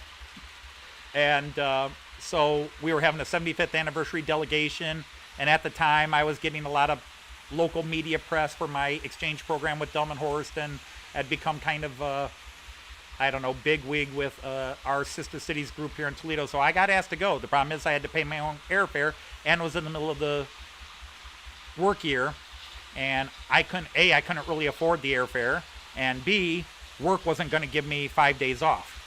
But had I gone, I would have met the King of Spain, Juan Carlos at the time.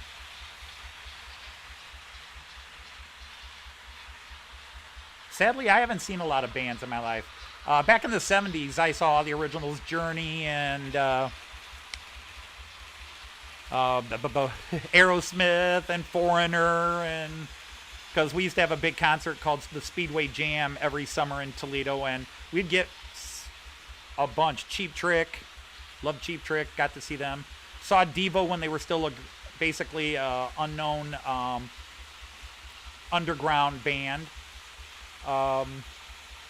And I was I was like 13, 14 at those times. The first concert Joyce and I went to together was Yes on their 90125 tour. Beverly Hills 90125.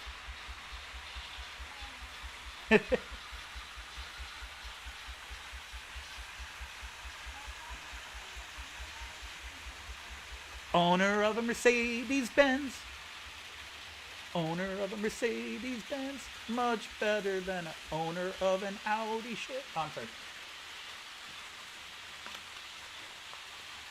Well, hello, Rachel. I don't know. I guess you have to get a notification, you have to go. I just do it. I came down here to clean my tracks and found myself online instead.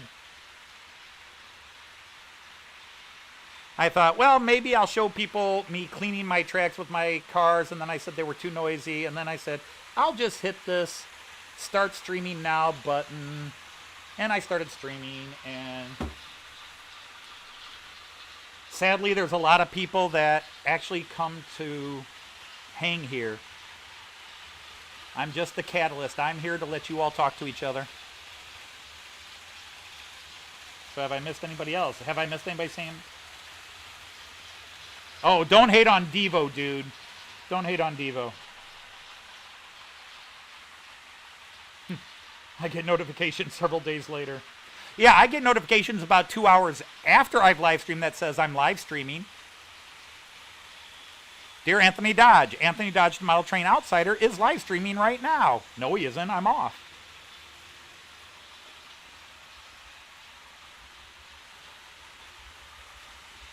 Do you guys prefer this multi-view, or do you like focused in shots? Because I've been kind of staying here while babbling. I can do this one, then you can see me more.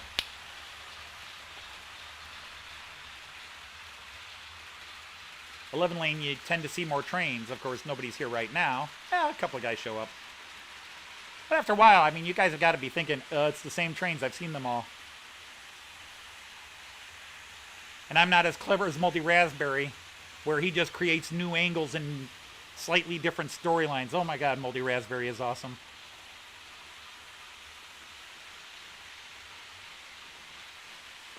The best British band ever, the Specials. Well, I'm sorry, Somerset Andy. I may not have forgotten them, but I've tried. No, I'm sorry. No. The Specials were very good. But I don't rank them any better than the Damned or a few other groups. Even early Clash.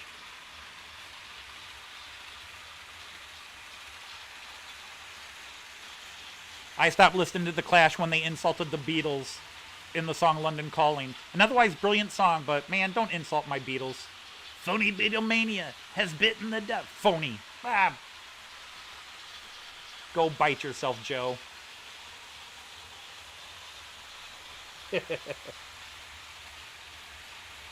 Moldy Raspberry, as in it went bad. Moldy, Mouldy. He is an amazing site. He's got one of the prettiest layouts on the internet. No offense to all of you who also have nice layouts, but Moldy does have one that's definitely on one of the highest planes. His Yorkshire Dales layout is just amazing. And then he storyboards his videos and tells little stories with them sometimes.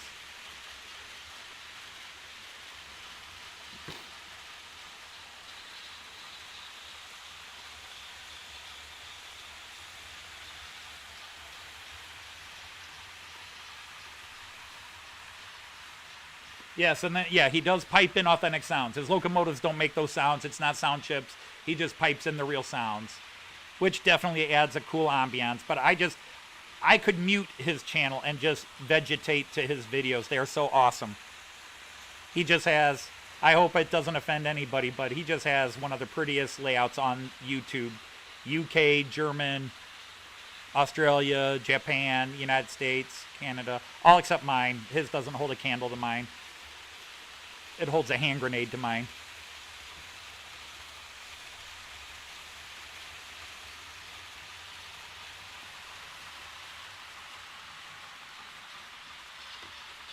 You think you're subbed. Wait, I think I know him. Yes, well, yeah, it's definitely hot over in the UK right now, but after 5 to 6 weeks of 90 Fahrenheit or higher, 90 to 100 Fahrenheit, you guys can have the heat for a little while. I'm sick of it, so it's been low 80s. We actually turned our air conditioner off earlier this week, and we've got the windows open, although it's starting to get warm at night again because a new warm front's coming through, and gonna have to turn the air on much sooner. What, you're leaving? You don't want to hang and chill and watch trains? Hatred. You even let me get away with the do the laundry woman bit, too. I expected repercussions for that and didn't get them. And that was the Anthony and Joyce Show. Tune in. We're just filling in since the Tim and Rosie show hasn't been going lately.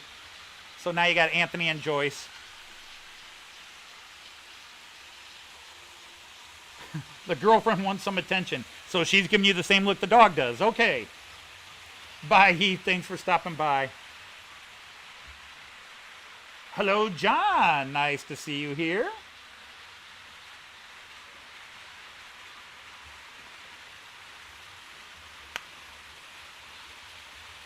Those of you who were here early yesterday, what did you think of the little joke I played?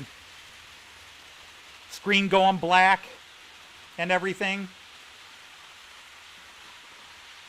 The ghost visit.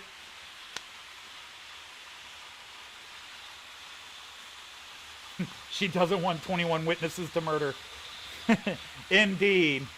Well, if I don't live stream, you know what happened. I didn't take myself out.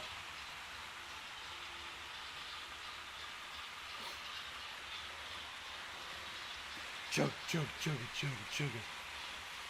All right, you talked me into it one more time. Stop right here, fella. Stop. Stop right there. Stop. Okay.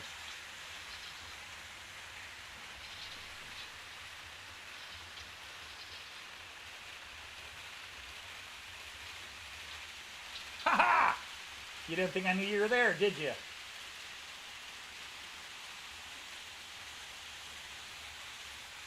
Oh, look at you all coming through here while I'm doing this. Like you have minds of your own. They're just decoders, guys.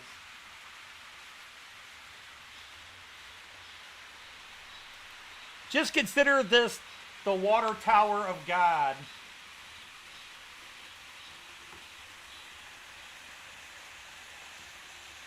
Just adding some more oil drops to it so we can start smoking up against. Some call it the hand of God. This is the water tower of God. We're just adding water to the steamer. I'm supposed to be using this, but Daddy uses this instead. All right, are you ready, fella?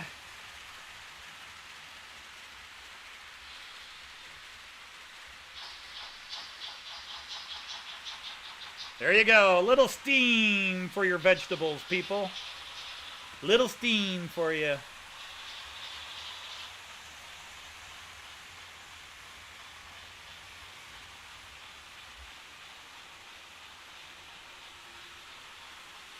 Yeah, they canceled. That's one of the only reasons I'm on today is they canceled their show today. So you got me as a substitute. Isn't that sad? Doesn't it just make you want to cry? So yeah, they normally do a Saturday show, but they posted on Facebook that they weren't doing a Saturday show. That's not why I went on, but I wouldn't have been on now or at that time because I wouldn't have crossed. I will never go on if somebody I'm subscribed to is on YouTube Live. Now, I did go on against Facebook Friday, but that's Facebook, and well, I waited an hour, and you had somebody else was on at 3, and Facebook Friday was on at, well, 8 UK time. So,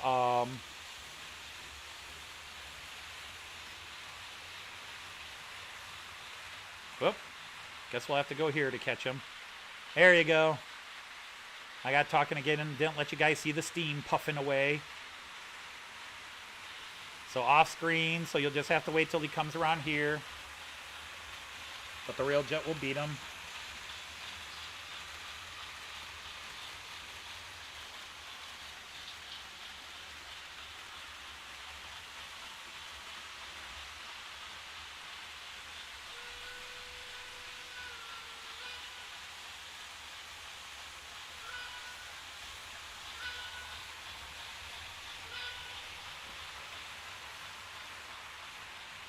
Hey, mister, in case you didn't know, they don't blow their whistles like that unless they're nearing a station or a water cooling tower. You're blowing the whistle wrong. And a BR-05 would never be pulling a Hamburg Sud boxcar either, mister.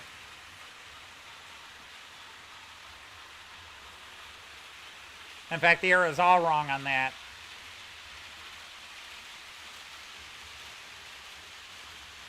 And shouldn't your steamer be on a branch line? And you don't even have a branch line. Why don't you have a branch line on your layout? Your layout should have a branch line.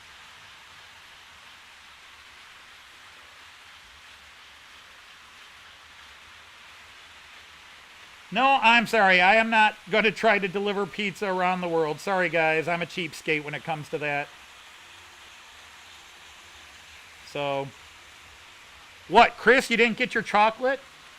Hey, all people that ordered chocolate when I put it up got their chocolate.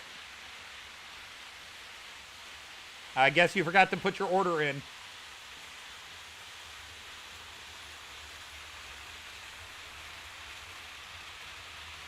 So again, guys, do you prefer the multi-view or do you like it if I focus in on an area?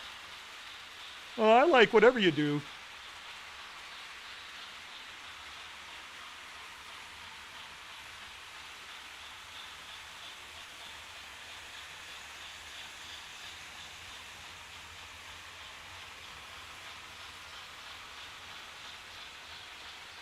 There's some more steam for you steam lovers.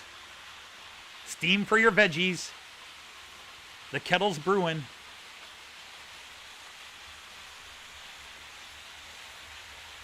Yes, please. Give me the steam and the Earl Grey, please.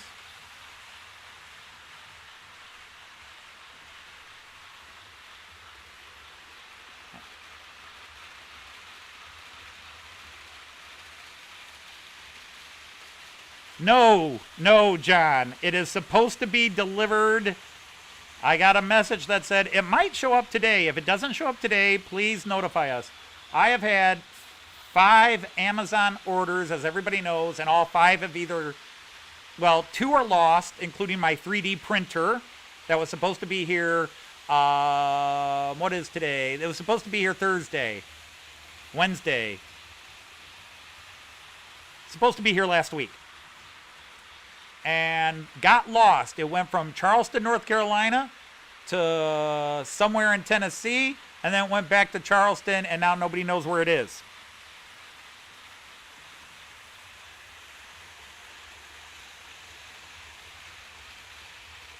The long one or the 21? So yeah, my string of bad luck with the mail continues. I'm not used to this. 99.9% of everything I've ever ordered has come in ahead of time or on time. And the only time things were late was like when there was a storm and they had to shut traffic down. Snowstorm, by the way.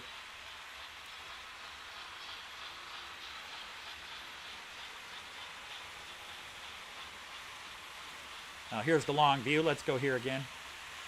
Got that blue rail jet, the Regioban, double-decker. Still needs another car. The IC3 coming through. And if we wait a couple of minutes, like let's say about 15 seconds, 15, 14, 13, 12, 11, 10, 9, 8, 7, 6, 5, 4, 3, 2, 1. The steamer will come around. Time flies when you're expecting a steamer.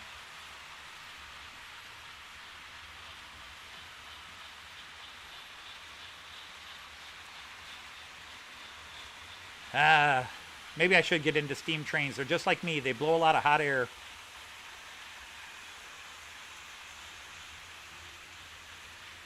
Yes, you can give a shout out to Peter Dixon. I haven't subscribed to him, but I hear a lot of people saying how great he is.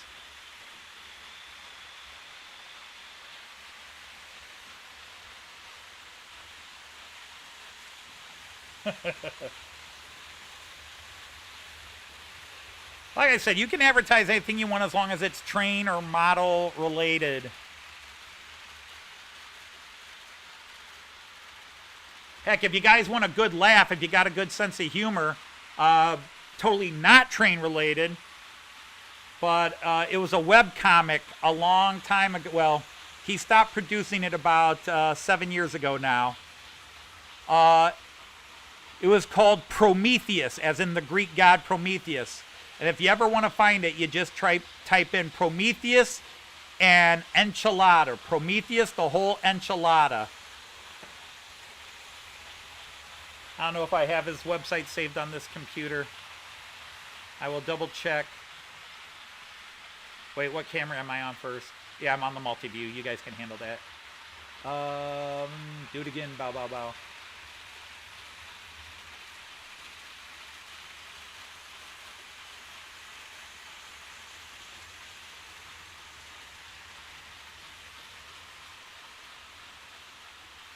There, no. Yeah, there he is. Coming soon. This is how you take one joke and run with it forever.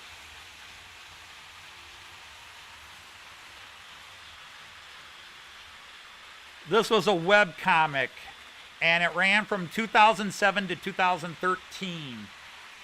I'll post, I'm trying to find where I want to add it. Live chat right here. Okay, here we go. Let's see how that works. Paste. Enter. If you just want to chuckle at something, because I think they're hilarious, but then again, I'm an outsider. This guy just did a running joke of the famous Greek myth of Prometheus, and just, it's hilarious stuff. Maybe you'll find it funny. If you enjoy it, then I'll feel good. If you don't enjoy it, well, what can I say? But it's hysterically funny stuff. No, I have been like gaining a sub a day, although I haven't gained a sub today. But every day it's like 573, 574, 575, 576. And last I checked, I was at 576.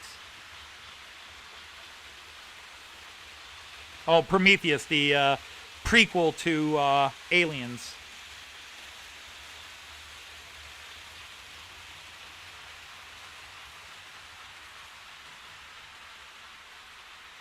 No, this is a comic strip, like they used to put newspapers.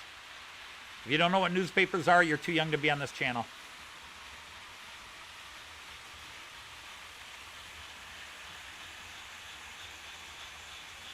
There's like 300 comics in there. Just hilarious. To me, it's hilarious stuff. Not everyone's a winner, but most are.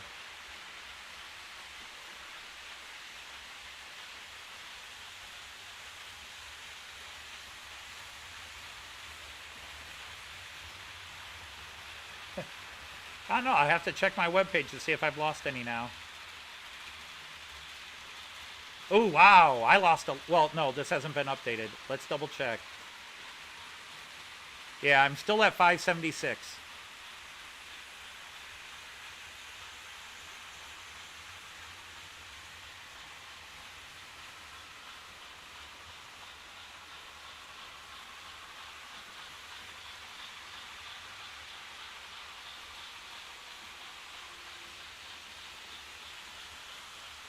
And 37 junk mail since I last cleared out my email box a few hours ago. Holy cow, I get more junk mail.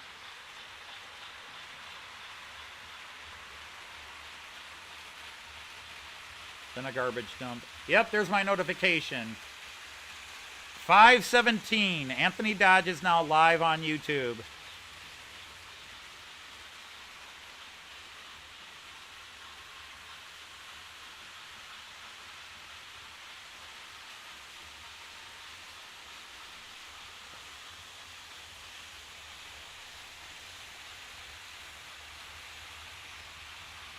Oh, you got your Northern Belle. Okay. I have seen it. I have not watched it yet. I've kind of got it pushed aside because it came up on a link. I've been watching this Irish comedy team. I'm going to get the names wrong, and I've only watched like 80 of their videos, but it's Foil, Arms, and Hog, or Arms, Foil, and Hog. I'm going to feel like a complete dunderhead now that I've screwed their names up.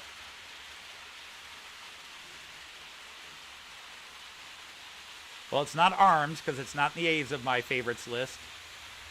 Foil, Arms, and Hog. That's it. Foil, Arms, and Hog. I've been kind of binge watching them. They're an Irish comedy trio, and I think they're hysterical. I love it.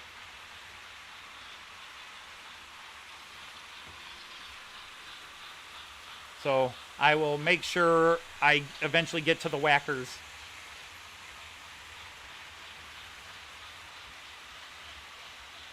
Long time ago, somebody told me all the best comedians in the UK come from Liverpool. Don't know if that's true or not, but hey, if you're from Liverpool, you run with it. Liverpool makes you laugh. London makes you cry.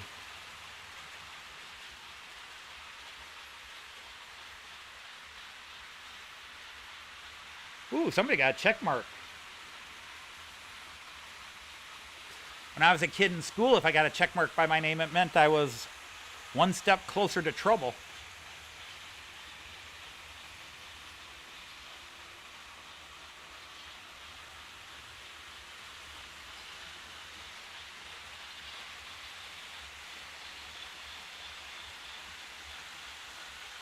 Mr. Dodge, stop being so smart in class. Okay, is it better?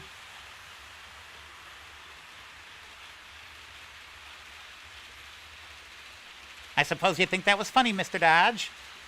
Well, the other kids in class did.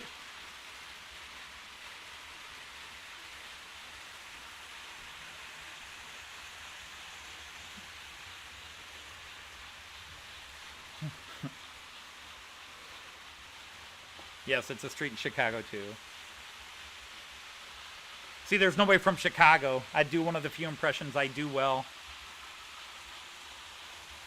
But none of you UKers would get it. Holy cow! It's a wonderful night for baseball here in Chicago.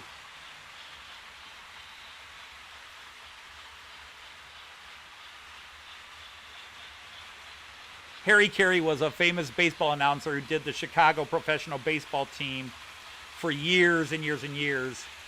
And basically he drank during the broadcast. So by the first inning, he's doing well, but by the 8th or the 9th inning, yeah, it was over.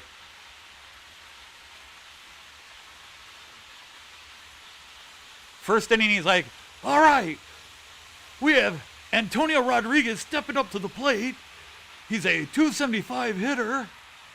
By the 8th inning, he's like, and here we have Antonio Rodriguez.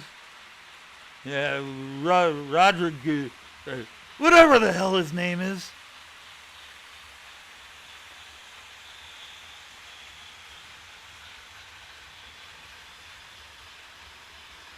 yes. Deep dish pizza. Now, Leslie, do you know where you got your best pizza ever in Chicago? Because there are 3 restaurants you have to know to get the true Chicago.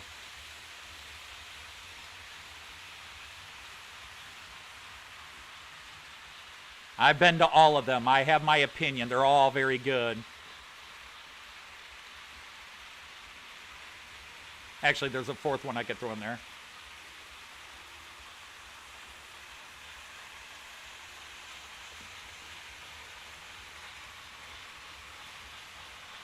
Oh my God, that one. Oh, yes. We were called Mr. a lot in high school. And yes, we had Roger Bates in my, so he was Mr. Bates. Not quite as bad, but bad enough.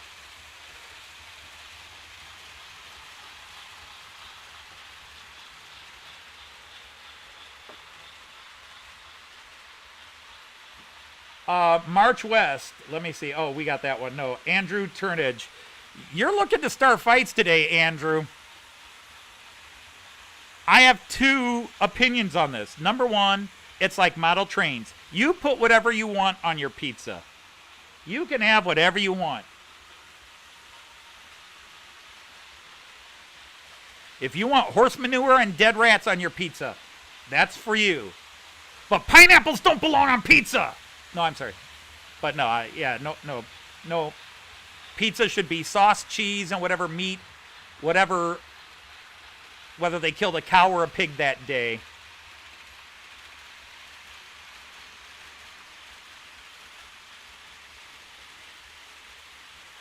I'd like some ground beef on my pizza. We're out of ground beef. Is there a cow nearby? I'll help you.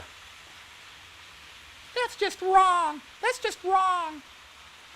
Hey, Ewan, welcome back. You missed the best part of the show. My wife came down for a couple of minutes.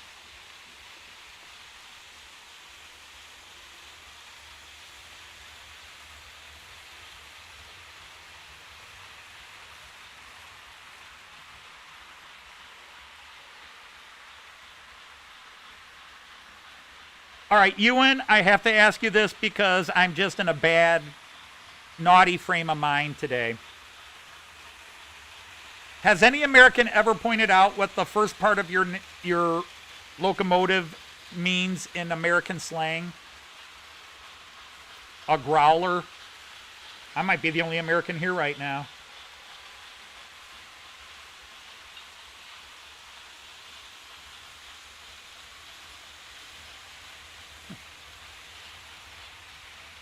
Marmite. Oh my God. Australians with Vegemite and the UK with Marmite. My personal attitude, if it ends with ITE, I'm not eating it.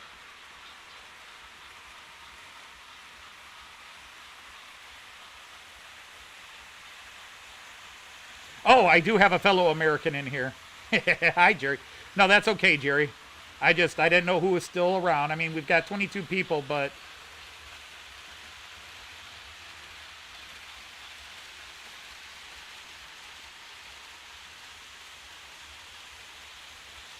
Yes, a growler is a class 37 to you guys.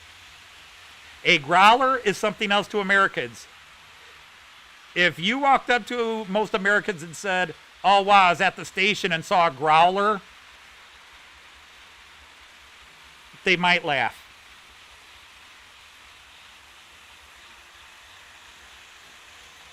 Okay, see, here's even American slang differences. To Jerry, it's a big mug of beer, big jugs of beer. No, a growler is a very hard and thorough bowel movement where you're literally growling to get it out. Oh man, after that pizza last night, I went into the John and it was a growler.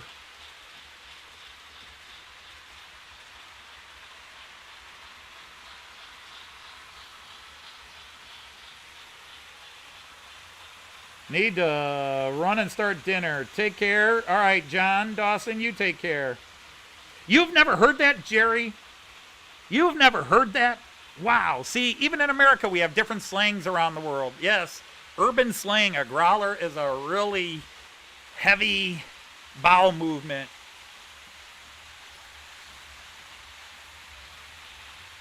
Yeah, oh shit is right. Exactly.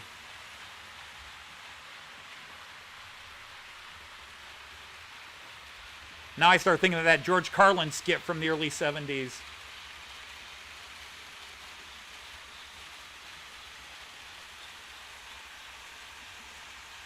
Oh, you thought it was something ruder? No, no. No, but we all have different things. I mean, this is why I love language and culture, not only spoken language, but gestural language. You know, in in the UK, you could say bloody hell, and you'll get yelled at for saying bloody, not hell.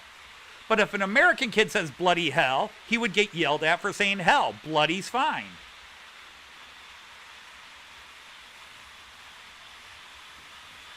And I have tried to look up why did the word bloody become a bad word in the UK, and there's like 10 different stories from the Middle Ages that it's a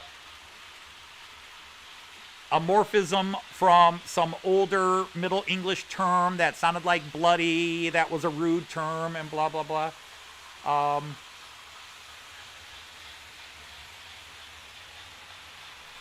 And then in America we have the bird, the middle finger,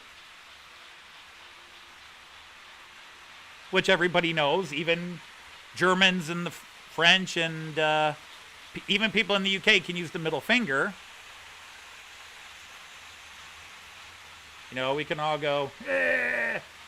And the reason this is rude and it means what it means is because it looks like a certain male body member. So it's supposed to look like what you're saying. F you, okay?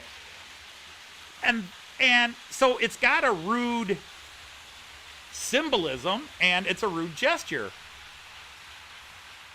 But then in England, you're a hippie, you got the peace sign, but if you turn this around, my apologies to the English people, but if you turn this around, this is rude. But the story behind this was funny. It goes back to the 100 Years' War, and I forget if it was the Battle of Poitiers or Crécy or Agincourt, but the French kept charging the British archers and getting slaughtered. And finally, there was like a seventh charge where the King of France tried to get his knights to charge one last time, and they wouldn't do it. And all the British archers came out going, you're scared of these two fingers. The two fingers they drew the bow back with, and they were waving these at the French. So something that was not obscene is now obscene. And it became a gesture the British would make at the French. And I just find that stuff interesting. I find it amazing. Yes, the middle finger is rude everywhere. But here's the one. Let's check your knowledge. Depending on where you're from, I'll do one more for you. I got in trouble at work for doing this, teaching this. Okay, everybody knows what this is? You can type it in if you know what this is.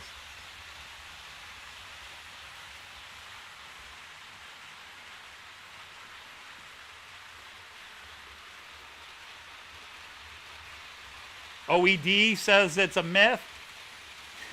Goes back, I don't know. I have heard and had it mentioned in old books before 1900. But be that as it may, this is supposedly, to an American and a lot of people, it means okay. But if you're from certain parts of America, if you tighten the fingers just a bit, this was a sign that meant you were from a very specific gang. You guys have all heard of Bloods and Crips. This was the blood sign. So if you did this to the wrong guy, you were going to get beat up, stabbed, shot, killed. But in Brazil, this is the middle finger. You do this to somebody from Brazil, they'll punch you. In Brazil, this is the same thing as the middle finger. And I learned that the wrong way. I was talking to a Portuguese friend back when I was like 18, and he was part of an exchange program in our school. And I went, okay, got it, understood. He was telling me how to get somewhere, and I just said, okay, I got it. And he's like, no need to get so rude. And I'm like, I said okay. And yeah, he had to explain it to me. The Scottish people don't count? I'm sorry. Sorry.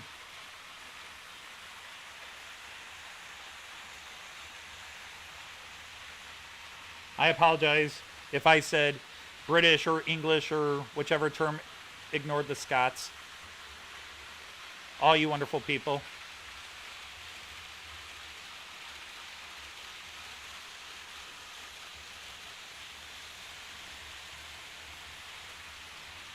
Laddie, how can you forget the Scottish?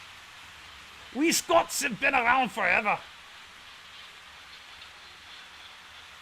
Hadrian built the bloody wall because he was scared of us, mate.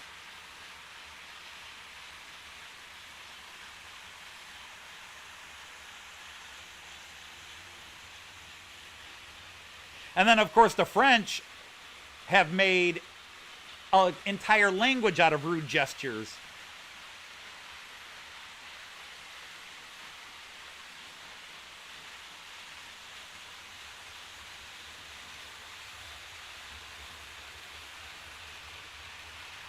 Nice Welsh accent, thanks.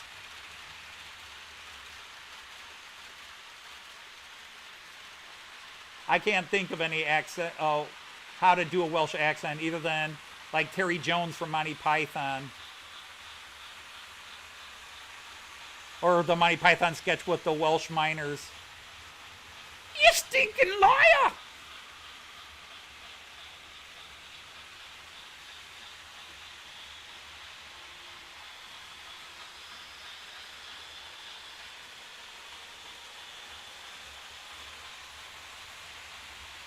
Yeah, we do. We do. Although I would say nowadays we refer to it as Great Britain or the UK. I mean, I'm aware enough to know you got the 4 countries, territories: Wales, England, Scotland, Northern Ireland. So it's what's hard for Americans to understand is the difference between Britain, Great Britain, United Kingdom, so to speak. You know, what are the little nuances there? Because technically, all 3 are not the same. But it's like, yeah, you could call somebody British, but you can't call them English unless they're from England.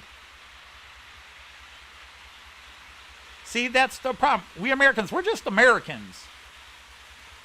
At one time, that was a cool thing. We're just Americans. But now we all hyphenate it. You know, I'm Irish American. I'm German American. I got German heritage, but I'm just American. I'm a mutt. I'm 3/4 German, 1/4 everything else.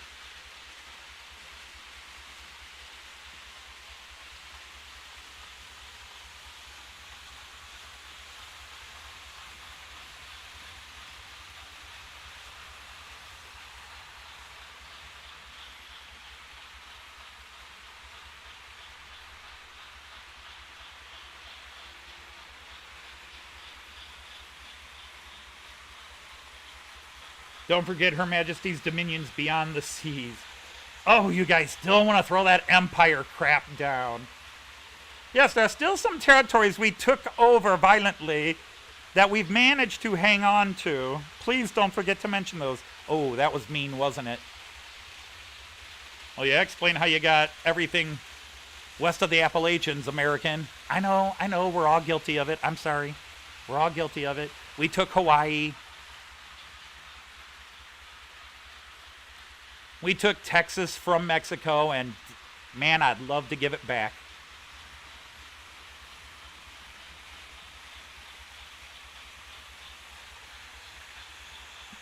Wait, who's leaving? All right, bye, Chris. Yeah, good night. Once again, it is getting late over there in the UK. Ian, Americans' geography is very rarely offered now as a mandatory course, and trust me, as a teacher, I wish it were. I'm going to get real political again, and I don't want politics on this page. But America has spent the last 40, 50 years intentionally dumbing itself down. We don't learn our own history. We don't know our own history.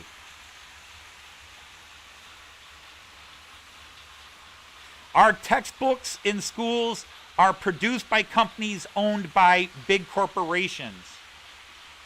There are textbooks that are used in the southern part of the United States that will not use the word slavery, but called them involuntary farm laborers.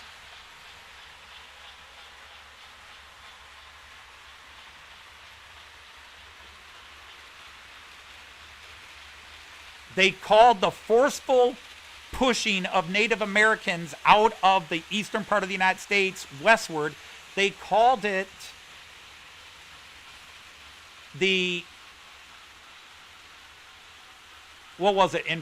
not even enforced migration. They called it the voluntary migration of the indigenous people.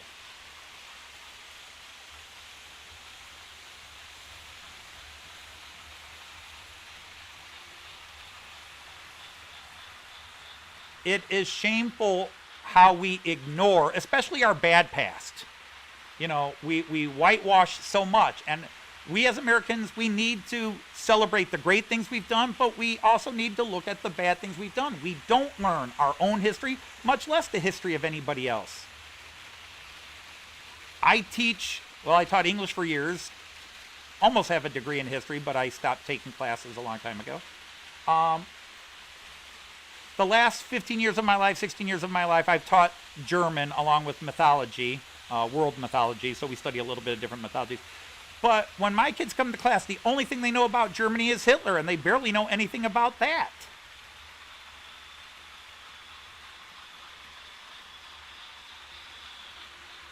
Americans can't name our presidents.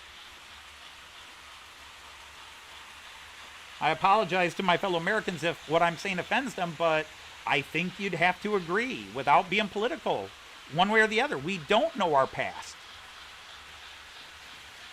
And we've allowed for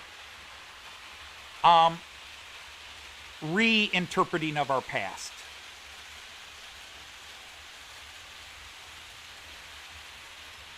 Okay, bye Lee, bye Jackie. Yeah, it's going to 6 o'clock. I've been on for, God, it's got to be closing on 3 hours again. That's better than a long nap. Yeah, we had the Manifest Destiny, and I don't know, maybe I just had a grandfather who explained the real version of it, that it was, you know, we Americans thought it was our duty to expand into the West, the Manifest Destiny. But, again, I'm probably going to offend some of my Americans here, and I'm just trying to talk history, not politics. But there are people that will tell you America was founded as a Christian nation with the Ten Commandments and the Bible as our guiding principle. And our founding fathers, the American founding fathers, were humanist and atheist and very anti-religion. You can find quotes of what George Washington said about religion, especially Christianity. Our founding fathers were very specifically against religion. They did not want religion in our government. They did not want religion to have a say in our politics. And yet you have people that teach, yes, our founding fathers were good Christian men who founded a Christian nation. And it's like, no, they specifically did not want a Christian nation. Religion was something you did in your house or on Sundays at church, and it didn't belong anywhere else to them. They were men of the age of reason, but you can't convince that. We got politicians who will get up and make that speech. Our founding fathers were good Christians. No, they weren't.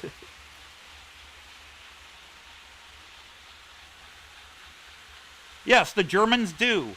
The only culture that may be worse than Americans when teaching the bad side of their history is Japan. I mean, I know if Mickey the Moocher's out there, he might get mad at me saying that, but Japan doesn't teach World War II. World War II was America did not want Japan becoming a power, and then we dropped 2 nuclear bombs. That's kind of what the Japanese get taught in school about World War II. You know, there's a little more to it than that.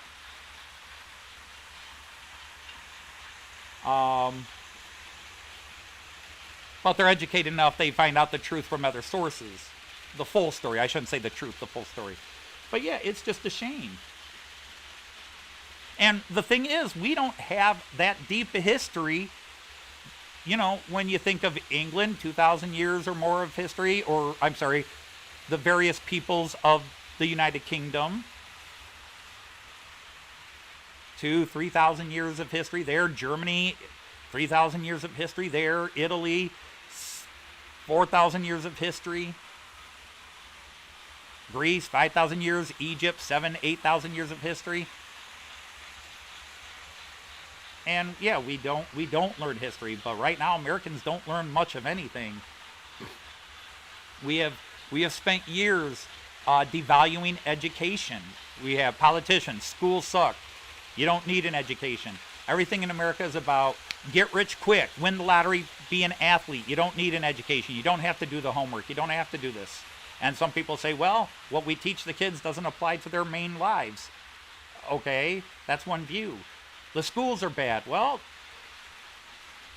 teachers go to the same school. We all graduate from the same college.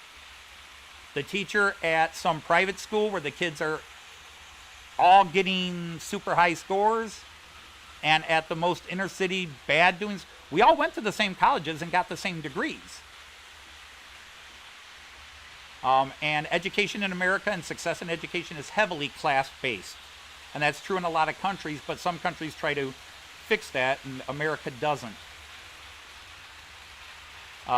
It would take a while to try to explain the American school system to you guys, but there is no American school system. Every school system is its own local city or town, and the government has very little say on it. Man, you guys got me preaching on a negative topic, and hang on, I got to reread my own rules here. Don't call it, I'm sorry. The other rules, the warning. Topics discussed will not center on trains and will focus on anything except politics. Okay, see, I'm violating my own rule. I need to shut up.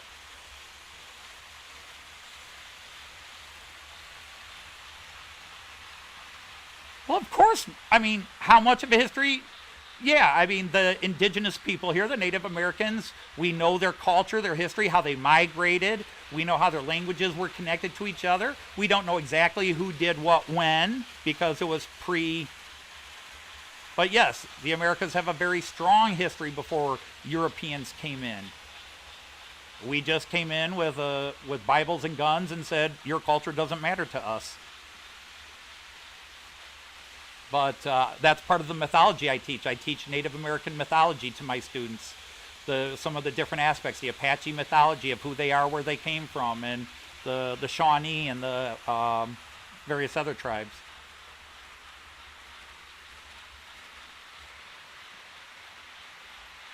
But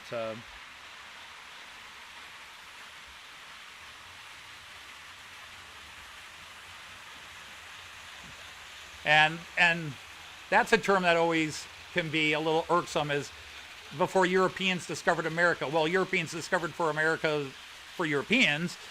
It's kind of weird if I walked into your house and say, hey, I've discovered your house. You're like, dude, I've been living here 25 years.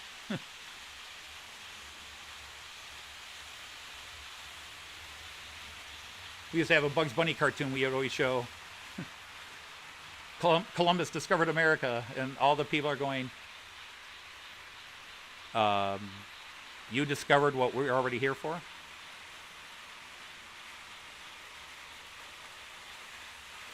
That's sort of like the stewardess on the plane or the pilot on the plane when you touch down, you know. Ladies and gentlemen, we'd like to welcome you to Chicago O'Hare International Airport. I was like, how are you welcoming me to a place you just got to yourself? Old joke, sorry.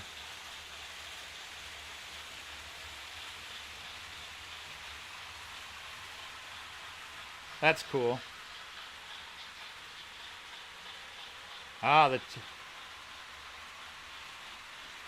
Anthony, tell us about the American Railroad history. Okay, here you go. This is what I know about the American railroad industry. Back in the 1800s, America saw that the countries of the British Isles and Germany and other countries in Europe had these things called trains. Somebody got the bright idea to bring them to America. So one day we started building trains. We started connecting cities on the East Coast, and then we started connecting them to the West. And then one day we had trains all across the country. That's the history of trains in America. Thank you. I'm here all week. Try the veal. And then the history of trains took a big downturn when we built our superhighway system, which we talked about yesterday. So, man, it is 6 o'clock. I really need to. I love the world. I mean, I'm not into this one country's better than the other. I just love the world and I love people. I like meeting people from anywhere.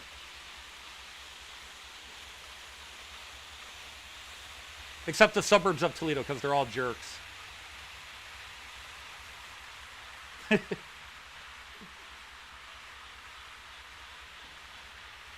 But,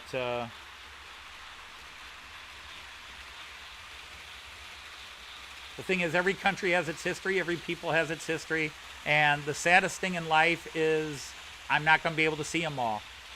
I would love to see Finland. I would love to see all of Eastern Europe, but I doubt I'm ever going to get there. If I'm lucky, I'll see Denmark, Norway, and Sweden before I die.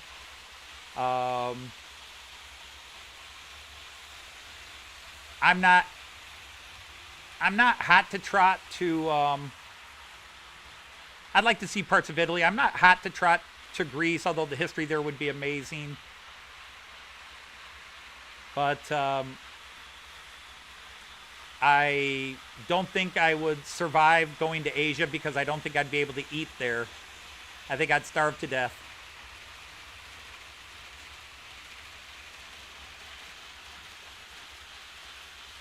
But there are so many places just in Europe I want to see before the eyes close one last time, and I'm just not going to see them all.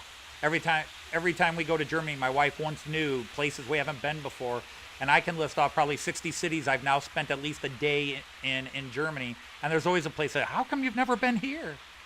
When we get to the UK in 2022, there's only so many places we're going to be able to see. Isle of Wight, Isle of Man. We just know we want to hit at least one place in each country. We want to hit Wales. We want to hit England. We want to hit Scotland. And hopefully we can cop over to Northern Ireland. Like to see Ireland. I'm not a well-traveled person. I have been to Germany many times, and I've been around this country. Long drives with family.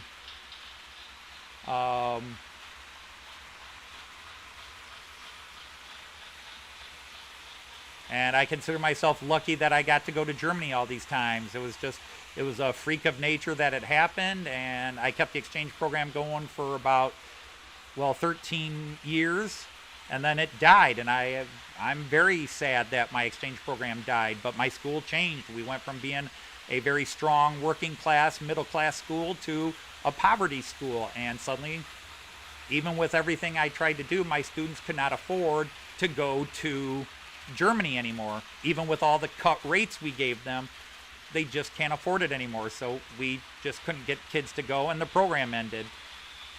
And it was very sad. But the positive of that is my wife and I now travel to Germany because we have the money taken out of our wallet anyhow, our paychecks, to save up for our trips to Germany each year. So let's just go ourselves. Check out Ghost of. It's great. Yeah, and I have seen Canada from Windsor to Niagara Falls and as high as Kitchener, and that's it. I'd love to go to Thunder Bay. My parents went up there, but I'd love to go to Thunder Bay up there. I think it's Thunder Bay, is that what it's called? But yeah, I've got friends in Canada I'd like to see, but I'd have to travel sometime. All right. I have been through Dortmund, but never to Dortmund. I've ridden trains through Dortmund, but never there. I got a long list of cities that I've been to, but Dortmund is not one I've been to, just through it. Next halt, Dortmund. Hey guys, we're in the Dortmund train station. Next halt, Essen. Okay, now we're moving on to Essen. Goodbye. That's been my visit to Dortmund. All right. Anyhow, Ewan, thanks for stopping by. Man, I talked a lot. And Andrew, yeah, I'm going to shut it down here, guys. Hopefully I didn't offend too many people. Like I said, we got talking on topics. I start getting my hackles up, as we say. So hopefully I didn't bother too many people, getting a little more militant talking about things. I don't like to do it. This is the whole point of my train room, is to not talk the negatives. But on the other hand, anybody asks me a question, I answer it. That's the thing with my students. I always tell them, ask me a question, I'll answer it. You may not like my answer, but you asked. So,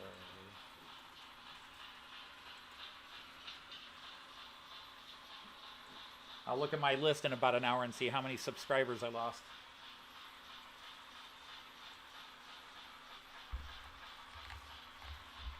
Listen to that steamer chugging along.